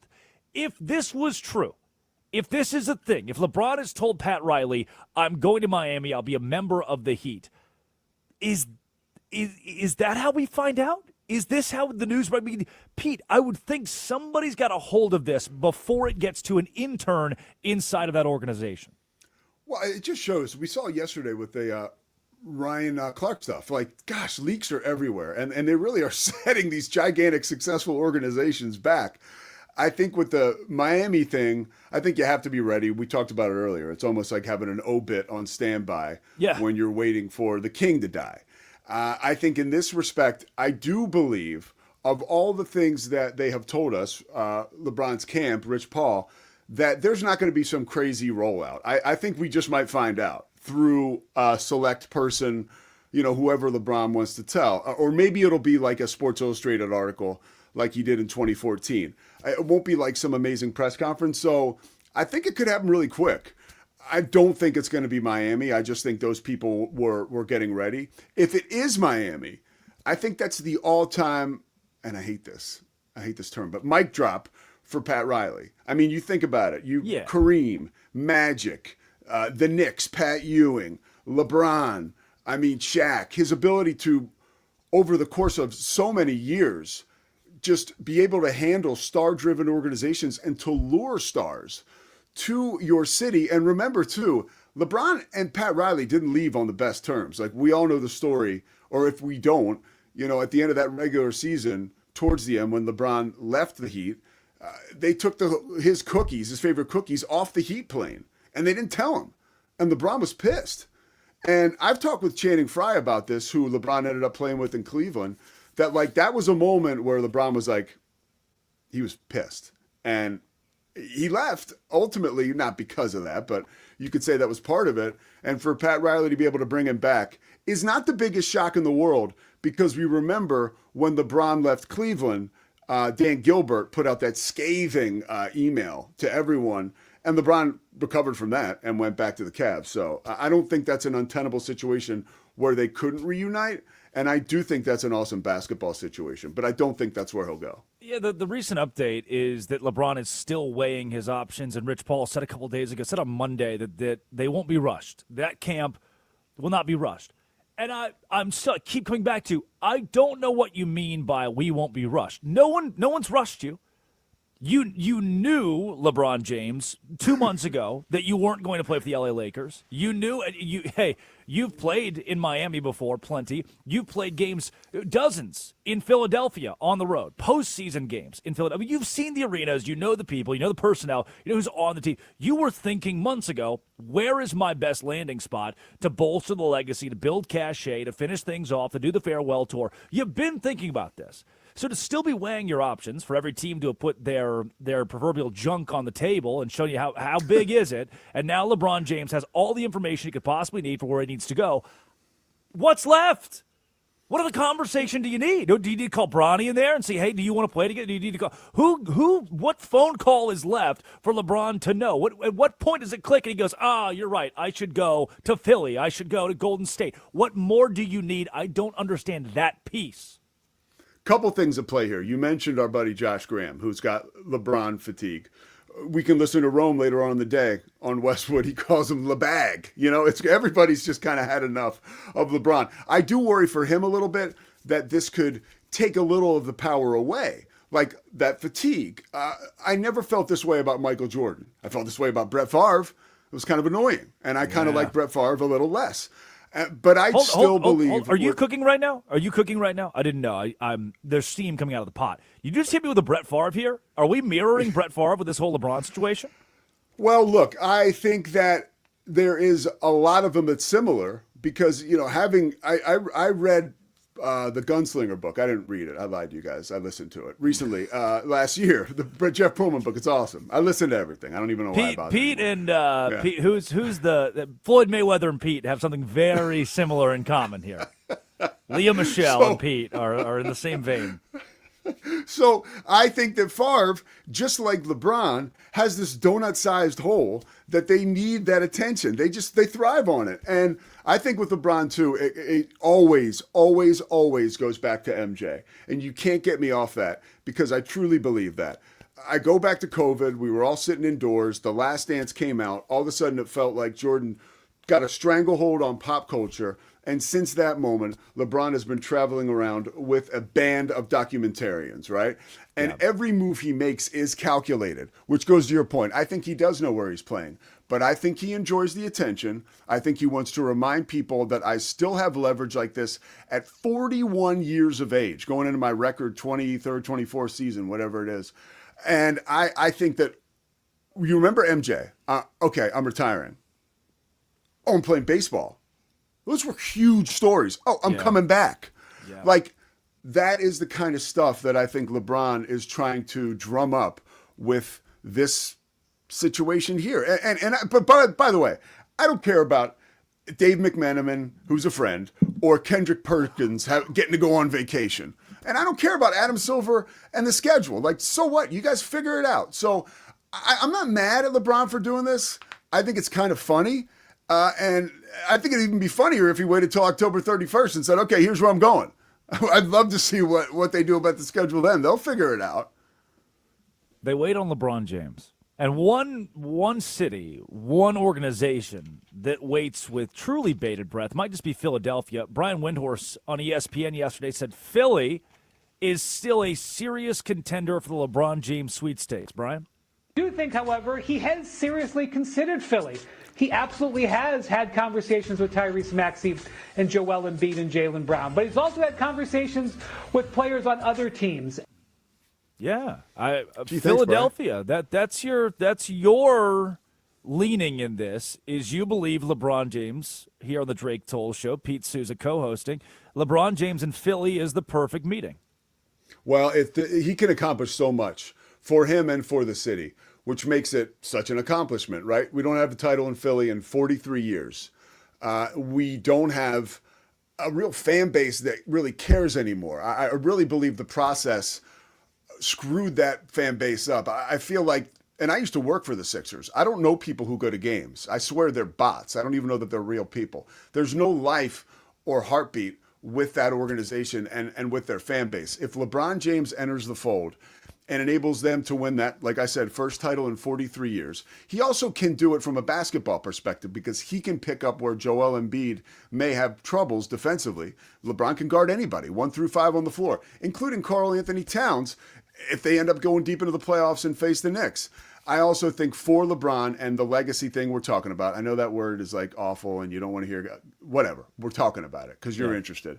Yeah. LeBron's legacy, I think, can be changed for the better if he wins a 4th title with a 4th different team and 5 overall. Now you really are having a conversation in the barbershop about who's better, Michael or LeBron. Because I believe it's Michael and I don't think LeBron can touch him.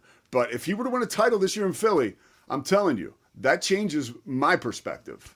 I'm trying to think about, and the thesis of this for me is LeBron James wants attention. Is that thesis a bad thing? Is that an issue? Do we have issue with that? I don't think we have to. There are some stars, and this isn't the first time LeBron James has been in a spotlight controversial that is just not controversy. Right? It's not like he's not going to prison, going to jail. Most of the time we talk about some of these stars. Brett Favre, bring it back up. When he may or may not have used government funding to help fund projects that were personal to him in Mississippi. Massive scandal. What about when he showed Jen Sturger, he showed her little Favre? Not a good move. Yeah, he did that. Bad.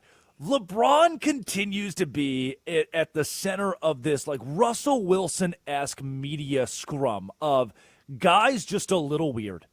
And we've got to talk about it. Drake, please don't do that.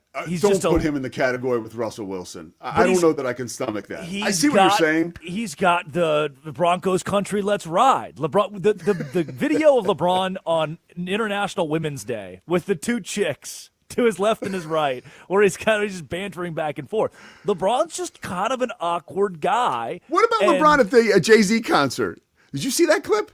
When he's at the Jay-Z concert, this is like 2 weeks ago, in New York, New Jersey, and I can tell you guys this better than you could see it because it's video, so this is perfect. And he's turned around, he's sitting in the front, like front, and he's turned around and he's singing songs almost as though he's performing to the crowd behind him in like the mosh pit. And it's cool. He knows every lyric. He's obviously a JC hip-hop head, but it's like a little awkward too. It's like, what are we doing here? Yeah, like, when you go he's to the not water original. cooler, Michael Jordan was original. Michael Jordan was authentic. LeBron James seems like he is some contrived version of AI that's got to be perfect, and that's his disconnect with fans. He's a grown-up kid. He's just a big kid. Which he never. I mean, He grew up in the spotlight from the time he was 15 years old. Cameras everywhere, and it only got worse and only got bigger. I went to a thrift store this weekend with my girlfriend, and there's a jersey on the rack, and it said Irish across the front, James on the back. It's like, what do you? I just quizzed her. I was like, what are we looking at here? She's like, oh, Notre Dame jersey. Somehow this kid's big enough. This star's big enough. His high school jersey is hanging up in thrifts. We were selling his high school jersey. That doesn't happen. So him wanting attention. This is what you go to the water cooler and you're at work. People are like, oh, I hate LeBron James. He just wants attention. It's not inherently bad. Some guys, like a Stephon Diggs, he dominated the stories through December, January, despite the Patriots' run, because he may or may not have beat up his live-in chef. Or this Terrion Arnold situation, where he may or may not have kidnapped and robbed people. They get to bring attention to themselves via controversy. LeBron James controversies are benign as compared to everything else. The dude just wants you to talk about him, and he's achieving that at record levels. This is genius. And my advice to fans, again, we are in the wilderness, sports-wise. Like, July, August, come on, guys. Like, this is a gift from on high that we get to track this stuff. And I will make you a promise. When he's gone, we will all miss him, whether you love him or you hate him. He is such a superstar. And when you have a superstar of that magnitude who continues, by the way, to generate great production, and like you mentioned, is a great dude off the court, people are going to miss him, man. They are going to miss his presence in the NBA. He has given us close to 25 years of great content. It is Westwood One Sports and the Westwood One Sports app. Pete Souza joining the Drake Toll Show from 3 to 6 Pacific time, 6 a.m. to 9 a.m. Eastern time today. Laura Jimenez runs the board, and Stu Kovacs produces. 310-840-4910, 310-840-4910. You can get involved in today's show. When we come back, John Summerall, the Florida football coach, will join the program. Before we get to that, though, the Boston Red Sox are on the precipice of history. They wanted to go for win number 15 in a row yesterday. It would tie their record, dated back to 1946, back when Ted Williams was on the team. Yeah. And instead, the game against the Orioles was rained out. So it's a doubleheader today. The Red Sox, working on 14 consecutive wins, can tie their record by winning Game 1 this afternoon, can break the record by winning Game 2 at 7:10 Eastern time. I do have tickets to Game 2. Will be at Fenway Park tonight, so I really need the Red Sox to win Game 1. Elsewhere, Caitlin Clark, Player of the Week in the WNBA, and once again, some people just can't seem to handle it. Doesn't make a lot of sense how the WNBA has marketed Caitlin Clark, or the lack of marketing around Caitlin Clark and Sophie Cunningham, Clark's teammate. You know, the blonde lady, good at basketball. You've seen her. She points. She has the meme where she's pointing across the court at the opponent, wagging her finger, has the kind of stank face on. Went viral last week. The WNBA says nobody use it. It's derogatory. It's too far. Kids won't like it. Kids don't. It's a bad influence. No one used the Sophie Cunningham point, and if you do, you're arrested. Right to jail.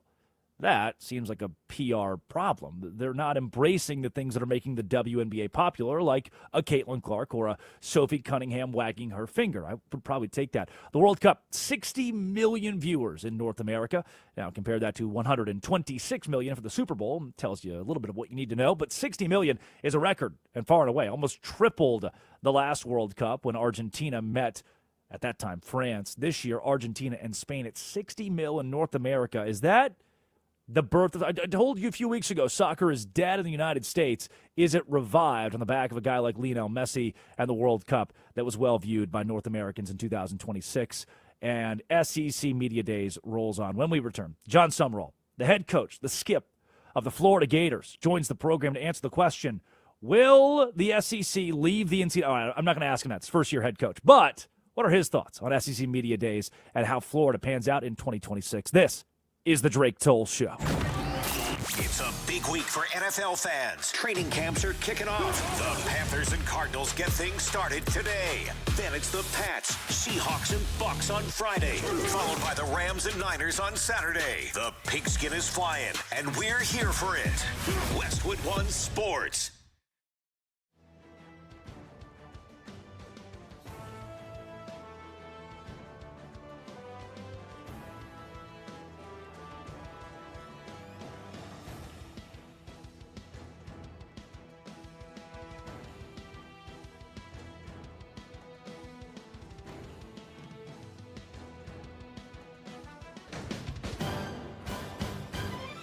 At the tone, the broadcast will begin in 4 minutes, 30 seconds.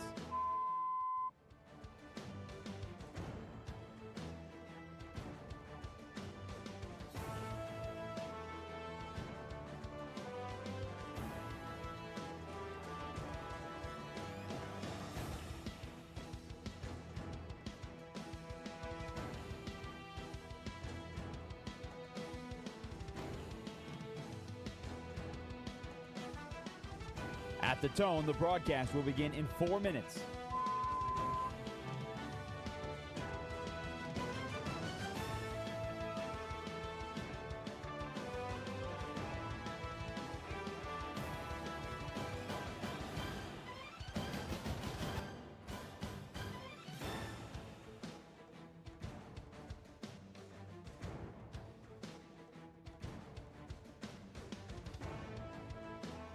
At the tone, the broadcast will be in 3 minutes and 30 seconds.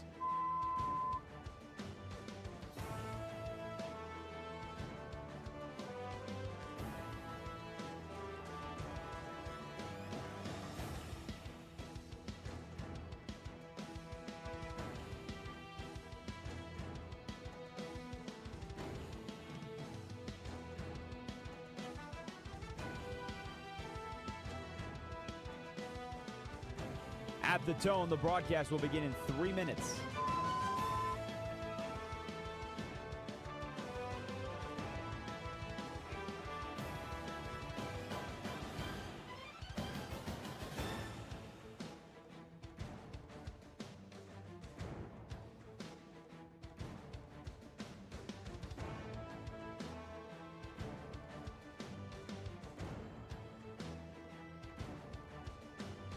At the tone, the broadcast will begin in 2 minutes, 30 seconds.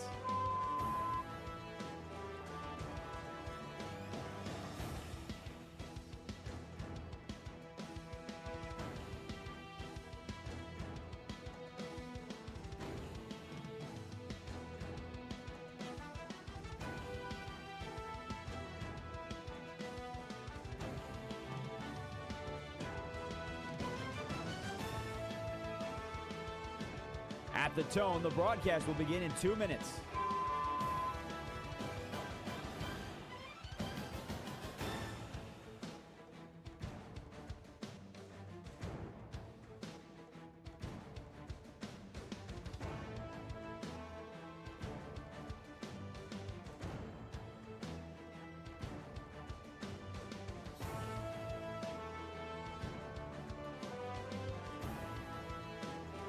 At the tone, the broadcast will begin in 1 minute, 30 seconds.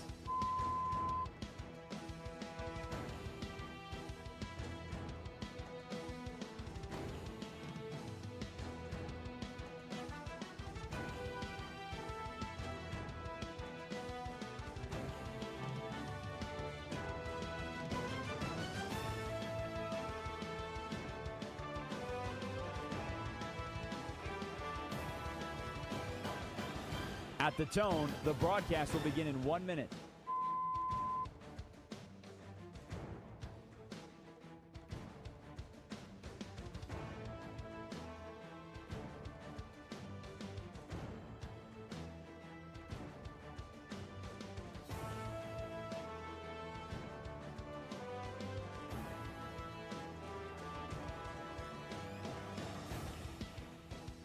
Stations, this is your final time check. At the tone, the broadcast will begin in 30 seconds.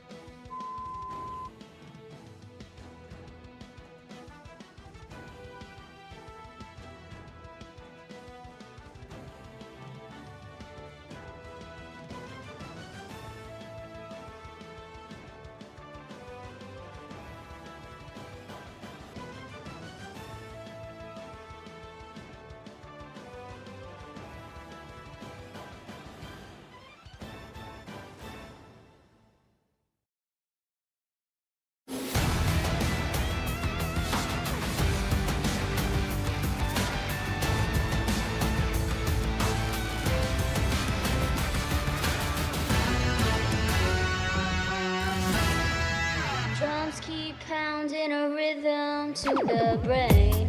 It is the Drake Toll Show. Westwood One Sports and the Westwood One Sports app. You can listen live every day on the Westwood One Sports app, Sirius XM 375, the Drake Toll Show YouTube channel. SEC Media Days rolls on. Let's take you to the Southeastern Conference with the head coach of the Florida Gators, John Sumrall. Coach, thanks for joining us up early this morning. And first year, going to the first campaign, when you hear John Sumrall, head coach of the Florida Gators, has that set in yet? Does that still come with the chill bumps? Yeah, Drake, appreciate you having me on, man. Yeah, it set in. I mean, I still get chills a little bit. To be the head coach at Florida is a tremendous honor. It's a role that, as a coach, it's one of those jobs you look at and you're like, man, what a special privilege to be in this situation. So, but it's fully set in. The work has kept me busy enough that I'm fully aware that I'm the head football coach here and fully embrace that. We got Pete Souza co-hosting with us today, and we've had this conversation both on air and off the air about walking into the room at SEC Media Days. And, Coach, for you, I mean, the prevalent storyline in your first SEC Media Days is the SEC leaving the NCAA. Now, I won't ask you about that. You've just got to settle it. Before we talk about your team, for you, as you walk into the media scrum, how do you balance being a first-year head coach in the SEC with some of these wild storylines and major headlines that are off the beaten path of football? How do you approach this? Yeah, to me, just be yourself and stay in your lane. You know, when I get asked about maybe legislation or or breaking off or away. I'm like, hey, listen, I'm a football coach. All right, like we've got a great commissioner, Greg Sankey, our athletic director on our campus, Scott Strickland. I let those people worry about maybe the quote unquote political type decisions that have to be made. My job each and every day is to serve and develop our players. Yep. And help them maximize who they can become and achieve their best every day. And so I don't really get caught up too much in all the maybe water cooler talk about, college football playoff expansion or conference realignment or SEC breakaway. Like, I'm just trying to figure out how we can win SEC games. All right. So that's sort of my focus. That's a football coach right there, Pete. That's a football coach. Souza, you were thinking about football back in March, but you also had a challenge. You had to do a promotional shoot with a 7-foot-long alligator. Like, what in the world goes through your mind when you show up to a situation like that? Well, the first thought is, did somebody up my life insurance policy, or are they trying to get me to do something dumb here? So, no, I actually found out that gator shoot was on my calendar maybe a few days earlier, and my wife had brought it up to me at some point, and I'm thinking it's going to be like a baby, like 1 foot, 2 foot alligator with its mouth taped shut with electrical tape or something. And I walk in the stadium, and this alligator, 7-foot alligator named Helena. And I'm like, this is not the kind of alligator I thought I was getting ready to, encounter. And so, pretty cool experience, very humbling. You realize real fast that, you might be able to put yourself in situations where you're not in control. But impressive animal, and, have a tremendous respect for our mascot at a different level now than I did maybe before that photo shoot. Welcome to the swamp. Yeah. Coach, there's an intern somewhere right now, football ops, who's watching highlights from a kid's sophomore season at Western Kentucky just to prepare for Florida football this year because of the transfer portal, right? And high school recruiting and what you bring with you into Florida. Coaches talk a lot about earned, players earning positions. Guys across the conference are trying to figure out the identity of the Florida Gators under John Summerall. Is there an advantage in that when it comes kickoff in the fall? Yeah, I mean, look, you're saying is there advantage to the staffing or to what? I'm sorry. To your new role as the Florida head coach, and the fact that other coaches across the SEC don't know the identity of your team yet, what the Florida Gators will look like. Yeah, I'm with you. Sorry. I think what we've done has been put on tape. So from a schematic standpoint, our play callers on both sides of the ball, and then kicking game included, I guess, really. There's things on tape about, who we've been maybe in our past, but I think every year's a new year. Your roster turnover is so great now. We've got 116 rostered players, and 60 of them are returners, and 56 of them are brand new. And so half our team's new. Well, most of our coaching staff's new. There's a lot of new this year. There's new every year, but this year is maybe even more heightened. And so, there's a lot of unknowns that we don't know about our own team. I mean, so while maybe there's some advantages to us having not a lot out there on who we're going to be, early on, we're going to be trying to figure out who we are too, and exactly what is our identity, and who's reliable and dependable and will make plays when they need to make them. Coach, you recently went to the college football playoff at Tulane. You go to 2 conference championship games there. And then prior to that, your first year at Troy, you go 12-2. Obviously, expectations are high in Florida. And it's easy for them, too, because you're your own worst enemy. They look at you and just say, man, this guy is legit wherever he goes in his first year. We should expect, this whole thing to turn around. How do you manage those expectations? And not just out in the general public and the great fan base you have in Gainesville, but also inside your locker room.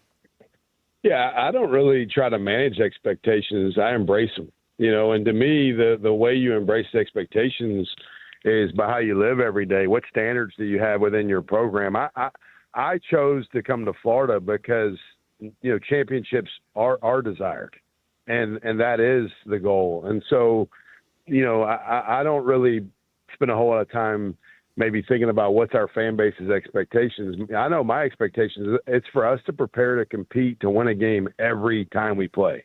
All right. And so if we do that, I can live with the results, but I'm not real patient. I mean, I've voiced that publicly. People that are around me daily know that. My wife would tell you I'm impatient. Like I don't like things that take long. And so I want to now. That doesn't mean I don't buy into, hey, there's a process. There's a process to everything.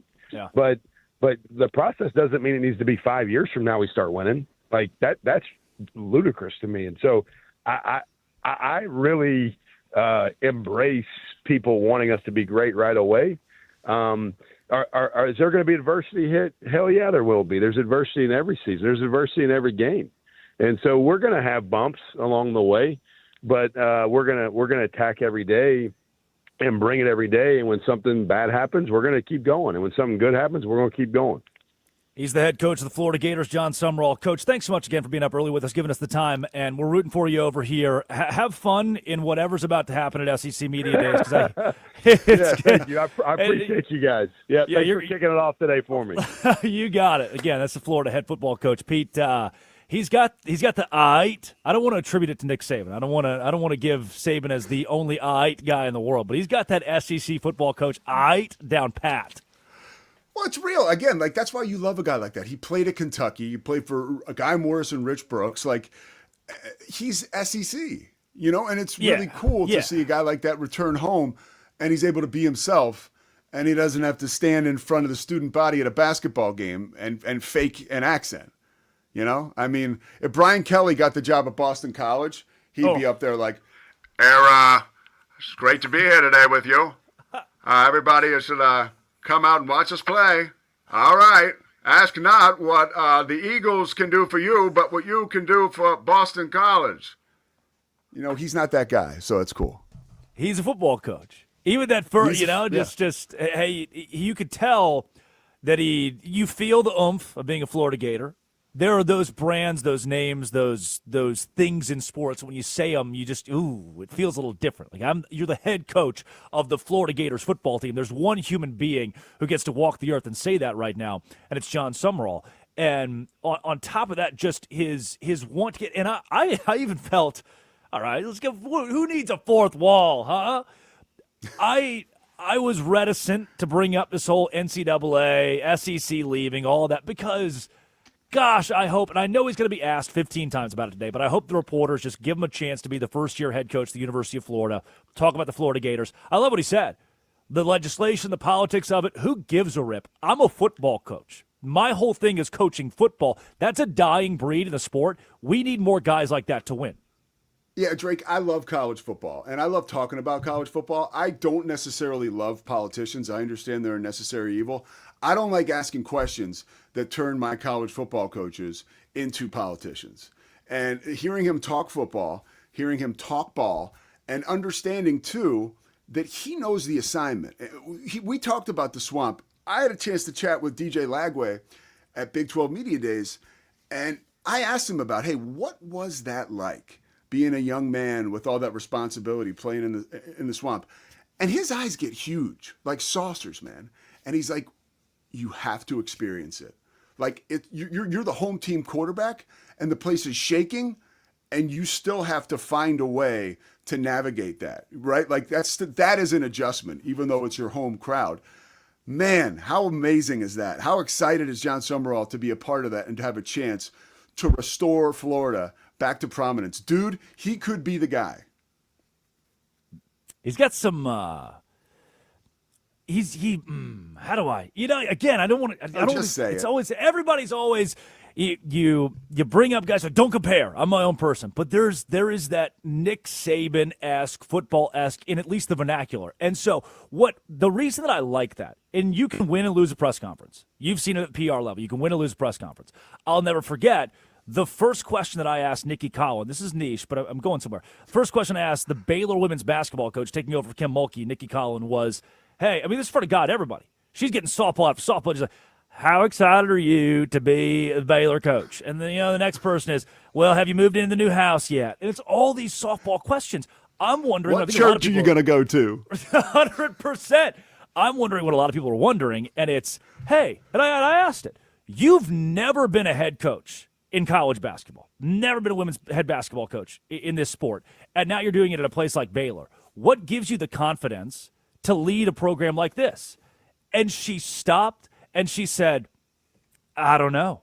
Oh, whoa! You can win and lose a press conference immediately. Now, she would come back around, and she took a beat, she gave it a breath, and then said, I have confidence that I know basketball, and she's done a good job at Baylor, been to a Sweet 16. But with a guy like John Summerall, you can win and lose a press conference. This is a guy who walks into the room and knows football. Pete, I've been around these coaches in the Division I level, as have you, where you talk to a Gary Patterson, and I say, Coach, good morning, Hall of Famer. How are you? And he's like, duh, RPO, slot corner versus an RPO. Slot corner, eyes up, watch the ball, see man. You're like, Coach, I said good morning. And he did these football heads. Then there are guys, you can pick up where I'm going with this one, who you walk into the room, they're kind of this Bible-beaten, slow-talking, Southern, like, hey, Coach, how do you view the slot corner against an RPO? And the guy might respond, man, you got water in your boat. What do you mean you got water? What are you talking about? He's like, you got water in your boat. You got to get that bucket in there and go ahead and get out. You got to get that water out your boat. Like, that's not what I asked you. I asked the slot corner versus an RPO. The guy goes, yo-do. The hell do you mean, yo? This has happened. This is a real experience. Like, what do you mean, yo-do? The guy's like, y'all kids always be saying you only live once. In my program, we say yo-do. You only die once. Like, no, that's not football. And John Summerall's not that guy. He's not the full tilt boogie, put it in the left lane, here's a cool car salesman. No, John Summerall is a football coach. And again, in an NCAA that's going more toward the transfer portal, in an NCAA that's going more towards conferences wanting to leave those four letters, you need the dude to just want to play it between the white lines and win a football game. And we don't have, Pete, I just don't think we have a lot of that anymore. Well, we have way too many CEOs, and when I talk to players, I notice that, especially with transition, I could look at Morgan Scalley, now the head coach at Utah, right? Now he takes over for Kyle Whittingham, who gets a awesome opportunity at Michigan. But the vibe around the Utah program, players at least, is like, hey, we loved Coach Whittingham, but this Scalley dude, he's on the ground floor, he's connecting with us. It's just like a very natural, authentic, fresh vibe. And I think players respond to that. And I know dudes like you and I do too. And I think real football fans do as well. The CEOs, they can do terrific. And a lot of times in college football, there's so much to manage. You really have to cede all of your football acumen to being a CEO, which is what makes an amazing coach amazing. Like the ability to figure all that out. I sat with Alex Mortensen, Chris Mortensen's kid. I had a UAB game in November, and I asked him, because he was the interim coach, because Trent Dilfer had gotten fired, I said, what's the number one thing you have learned from Coach Saban, because he was an assistant at Alabama for like 9 years. What did you learn under Coach Saban that you're applying now? And he said, dude, it's time management. And it's literally like when somebody comes in your office and wants to talk to you about something that you know is not important, you've got to shut them down right away and say, save it for the team meeting or save it for the offensive meeting, because I want these guys to be able to get home to their wives. I got to manage this team, this roster, and this game plan, and I can't waste any time, not even seconds. And those are the type of things that I think as we watch these young coaches evolve, and even John Summerall, this is his first huge opportunity. It's always really cool to see if they're able to navigate that space. But that's not exclusive, I think, the coaching space. Not that you're saying it is, but the thesis of it, for me, great head coaches, great employees, great people say no. They know how to say no. And people ask me all the time, Savannah Bananas, how did you marketing, how did they build what they built? We say no constantly. We could be in a room of 5 people, all right? And I'm hitting you with the all rights now. I could be in a room of 5 people, all right? And 4 of us all think this idea for a guy on fire is the best thing we've ever heard of. We're going to have a dude on fire. We're going to make it happen. And then one of the 5. Did anybody ask the guy getting set on fire? We don't. We usually ask that later. We prepare that later. And one of the 5 will say, hey, I don't think it's a good idea. And we don't have to ask why. We don't have to ask, but we just respect the opinion of that person so much. You walk into the right football locker room, and one of the coaches on staff could be, hey, the wide receiver coach, don't like it. the respect you have for that person to say no and heed their no is, I mean, this became a lesson in life and love, but that might be the most important skill that you can have in a professional setting and sometimes a personal setting, the ability to say no. Just, hey, not personal, it is a complete not about sentence. It is a complete sentence. And myself, and I know people listening to us right now can relate to this, I have been saying yes to things. You could ask me to perform heart surgery if it's a month away. I'd be like, yeah, I'll do it, no problem. Find a way. I'll be Yeah, fine. find a way, Yeah, and that's future Pete, right? Then I show up, and all of a sudden, I got to perform heart surgery. I'm like, one, I don't want to do this. I want to be somewhere else. And two, I can't. I'm in trouble. Like, and people that have built structure in their life and they can say no, avoid crazy situations like that. Yeah. We're sponsored by Progressive Commercial Insurance, protecting small businesses with affordable coverage options. Quote today at progressivecommercial.com. It's Pete Souza co-hosting the Drake Toll Show today with Stu Kovacs producing. Hey, Stu, great get. That's a great guess. Yeah. Good, Stu. John Summerall, the Florida head coach on the program. Thanks to my friend Stu. Laura Jimenez runs the board. When we come back, LeBron James, the SEC leaving the NCAA, Caitlin Clark, and the WNBA, just bad PR. This is the Drake Toll Show. Preseason games start in just a few weeks, kicking off with the Hall of Fame game from Canton, Panthers, Cardinals, and we've got the game from your home of the NFL, Westwood One Sports.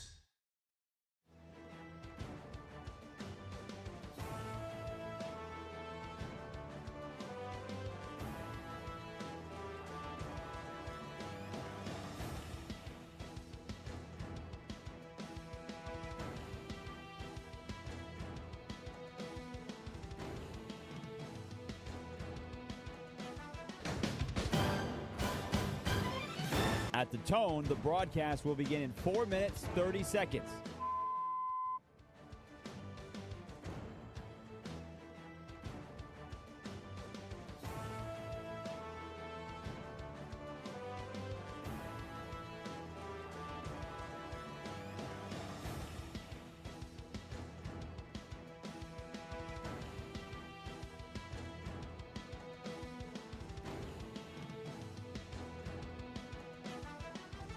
At the tone, the broadcast will begin in 4 minutes.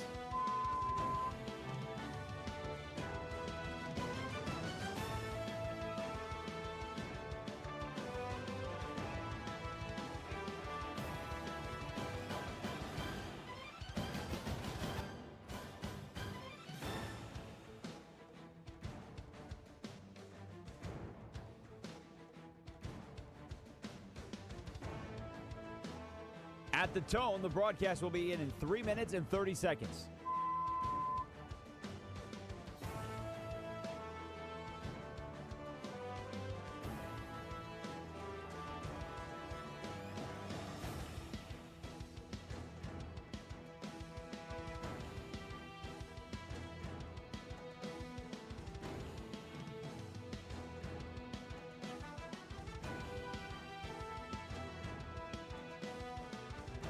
At the tone, the broadcast will begin in 3 minutes.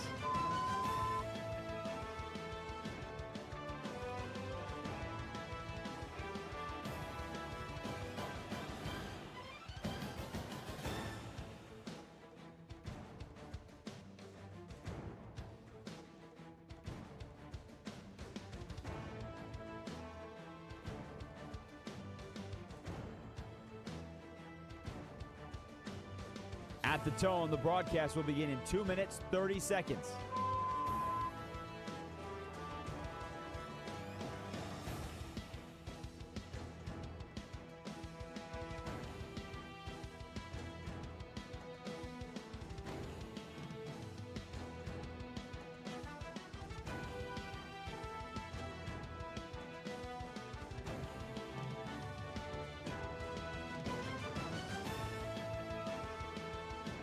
At the tone, the broadcast will begin in 2 minutes.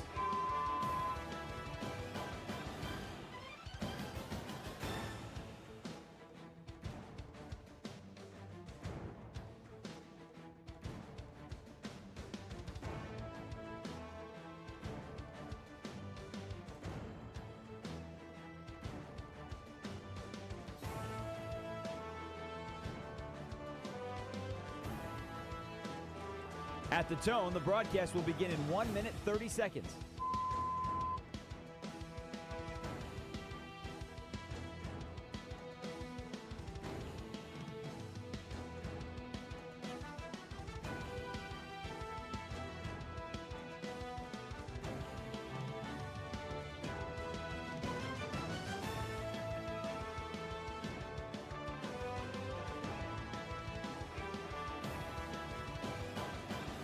At the tone, the broadcast will begin in 1 minute.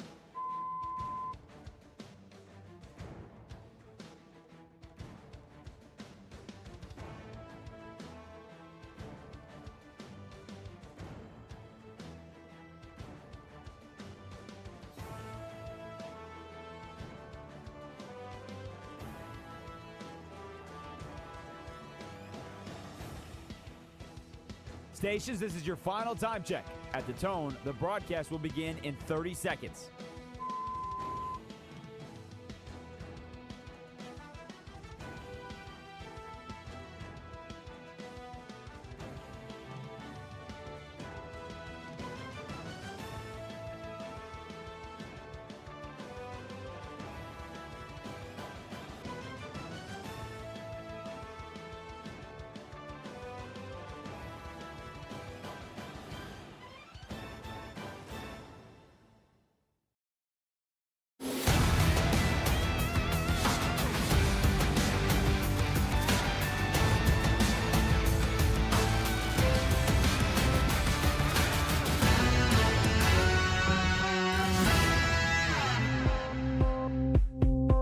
I got a sweet little body and she's rolling in the caddy with me. It is the Drake Toll Show. Westwood One Sports, the Westwood One Sports app. Pete Souza alongside today, tomorrow, and Friday, 6 a.m. to 9 a.m. Eastern Time. Good morning. Stu Kovacs produces. Laura Jimenez runs the board. 310-840-4910. You don't have to call right now. You don't have to text right now. You just save the number in your phone, and then when that one topic, the one day that we talk basket weaving, Slovenian, by the way, they're very good. A college buddy of mine who moved to Slovenia after college, and no one really knew why. He wasn't studying anything. He's like, oh, it's cheap living and the women are pretty. Got married within like a year. I mean, instantly engaged. It's awesome. If basket weaving's your thing. Let's check in with that guy in about 15 years, by the way. I don't want to see how that marriage is going. 310-840-4910. You save the number, then you text it, you call it whenever you feel like it's most apropos. You can listen live on the Drake Toll Show YouTube channel, Sirius XM 375 across the country. Pete, the LeBron James saga we have beaten with a stick. If you had to call your shot now, this is where I want to finish off today with LeBron James. This is where I want to finish off LeBron James. Bonk. Here we go. Pause. Is what day? You got to call. If you call your shot now, when do we find out? Is it 4 hours from now? Is it 4 days from now? When do we know LeBron James' location? When does he give up on this whole media scrum? Thursday. Okay. Yeah, Thursday. Tomorrow. Because I see. Tomorrow. Yeah, the way the market has started to move, the odds market, not that people have like inside info, but when you see odds start to change like dramatically like they did yesterday, I think the Warriors odds went up Saturday, but then yesterday the Heat's odds went up. Like the closer we get to an absolute decision, and bettors know that. And it doesn't necessarily mean they know what he's going to say, but they know now's the time to bet so they can lock in the odds that they like. So when markets move like that, that's an indication that they're ready. And I think that he's ready, right? And I think him saying, and Dave McMenamin saying over the weekend, a response or an announcement's coming pretty soon. LeBron saying there's not going to be a huge rollout, or Rich Paul saying that. I think we're right there. Yeah. I mean, it's going to be even more fun to talk about where he is. We're not going to be done. It'll be weeks on end of another segment of LeBron James, the Miami Heat. How does it work? Does it work? Big three. Are they a big three enough? Can they win a title? I'm still of the mind that Miami is the worst of the options from a legacy play standpoint. I just don't foresee America turning to LeBron to watch the Miami Heat all year. And another piece of this is, hey, watch us live. It's why nobody – if a tree falls in the woods, Pete, and no one's around to hear it, it does not make a sound. If Bam Adebayo scores 83 points, but it's on FanDuel, Sportsnet, Network, TV Plus, South Florida, no one sees it. It doesn't happen. It's not a thing. I don't think LeBron in that market is going to be the must-see TV that we expect it to be. I do think Philadelphia or even the going home story in Cleveland adds more je ne sais quoi to it. Well, part of what you said, I totally agree with that. Like, as far as legacy, going to Miami, winning another title there with an organization that just seems like it's paramount in the NBA because of Pat Riley, because of Shaquille O'Neal, because of Dwayne Wade. I think it takes a little of the thunder away.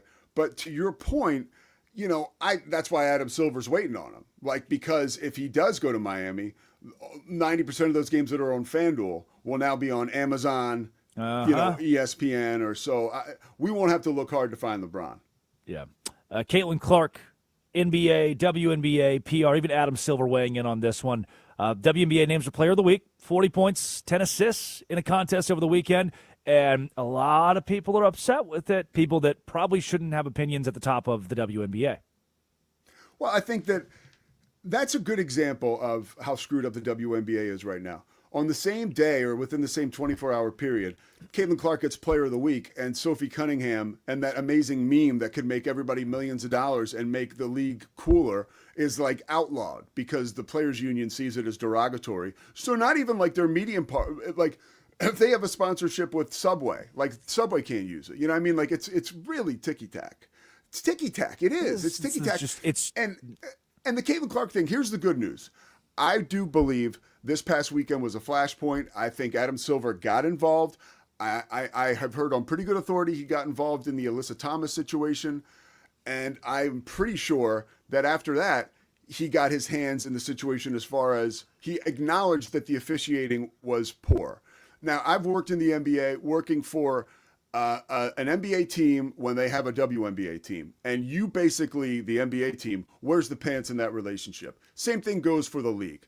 And Adam Silver, I think, is done watching Kathy Engelbrecht fumble the bag. Yep. And I think that no better example than 4 3 in the lane calls Saturday night when the Fever were playing the Liberty on the Liberty, giving Clark more freedom of movement, giving the Fever a chance to succeed. It's not like they're stacking the deck in her favor.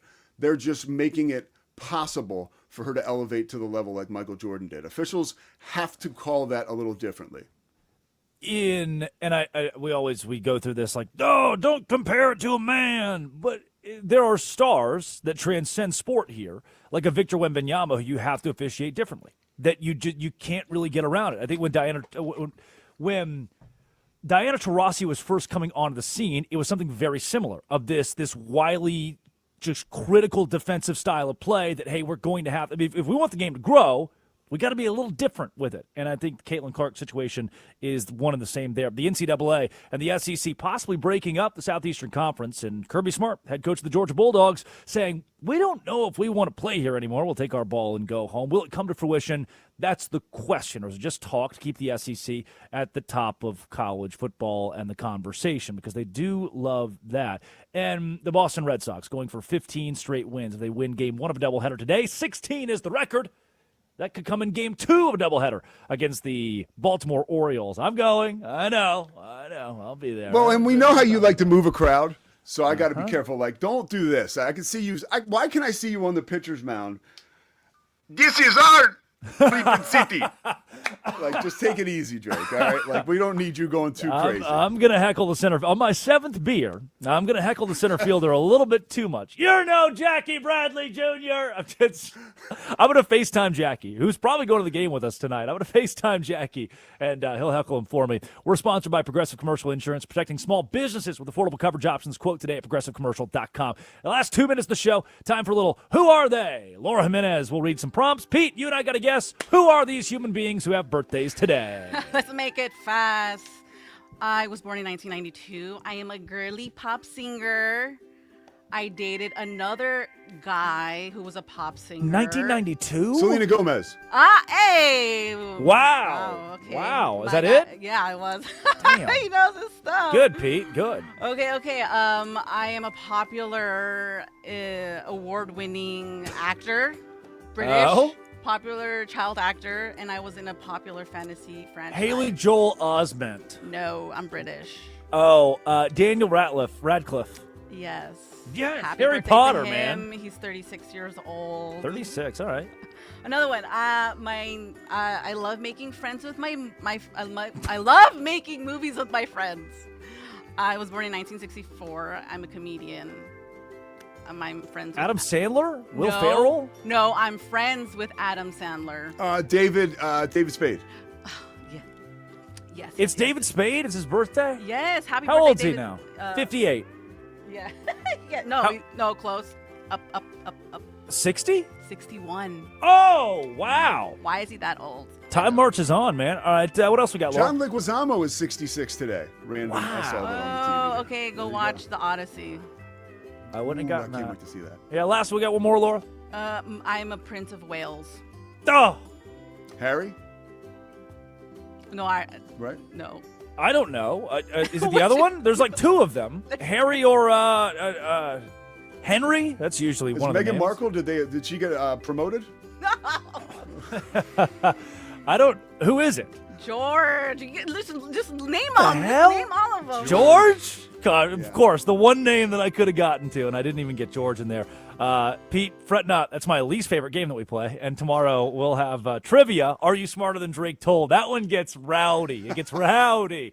Stu Kovacs produced all day today. Laura Jimenez ran the board. It is Pete Souza who is co-hosting the rest of the week from 6 a.m. to 9 a.m. Eastern Time. To Arnold Williams, Bruce Gilbert, Ryan McGuire, and Colin Jones, thank you for a job. I do appreciate that. And Nick Costos, You Better You Bet, is coming up. Fun stuff today, Pete.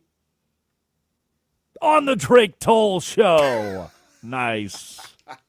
This is Westwood One Sports.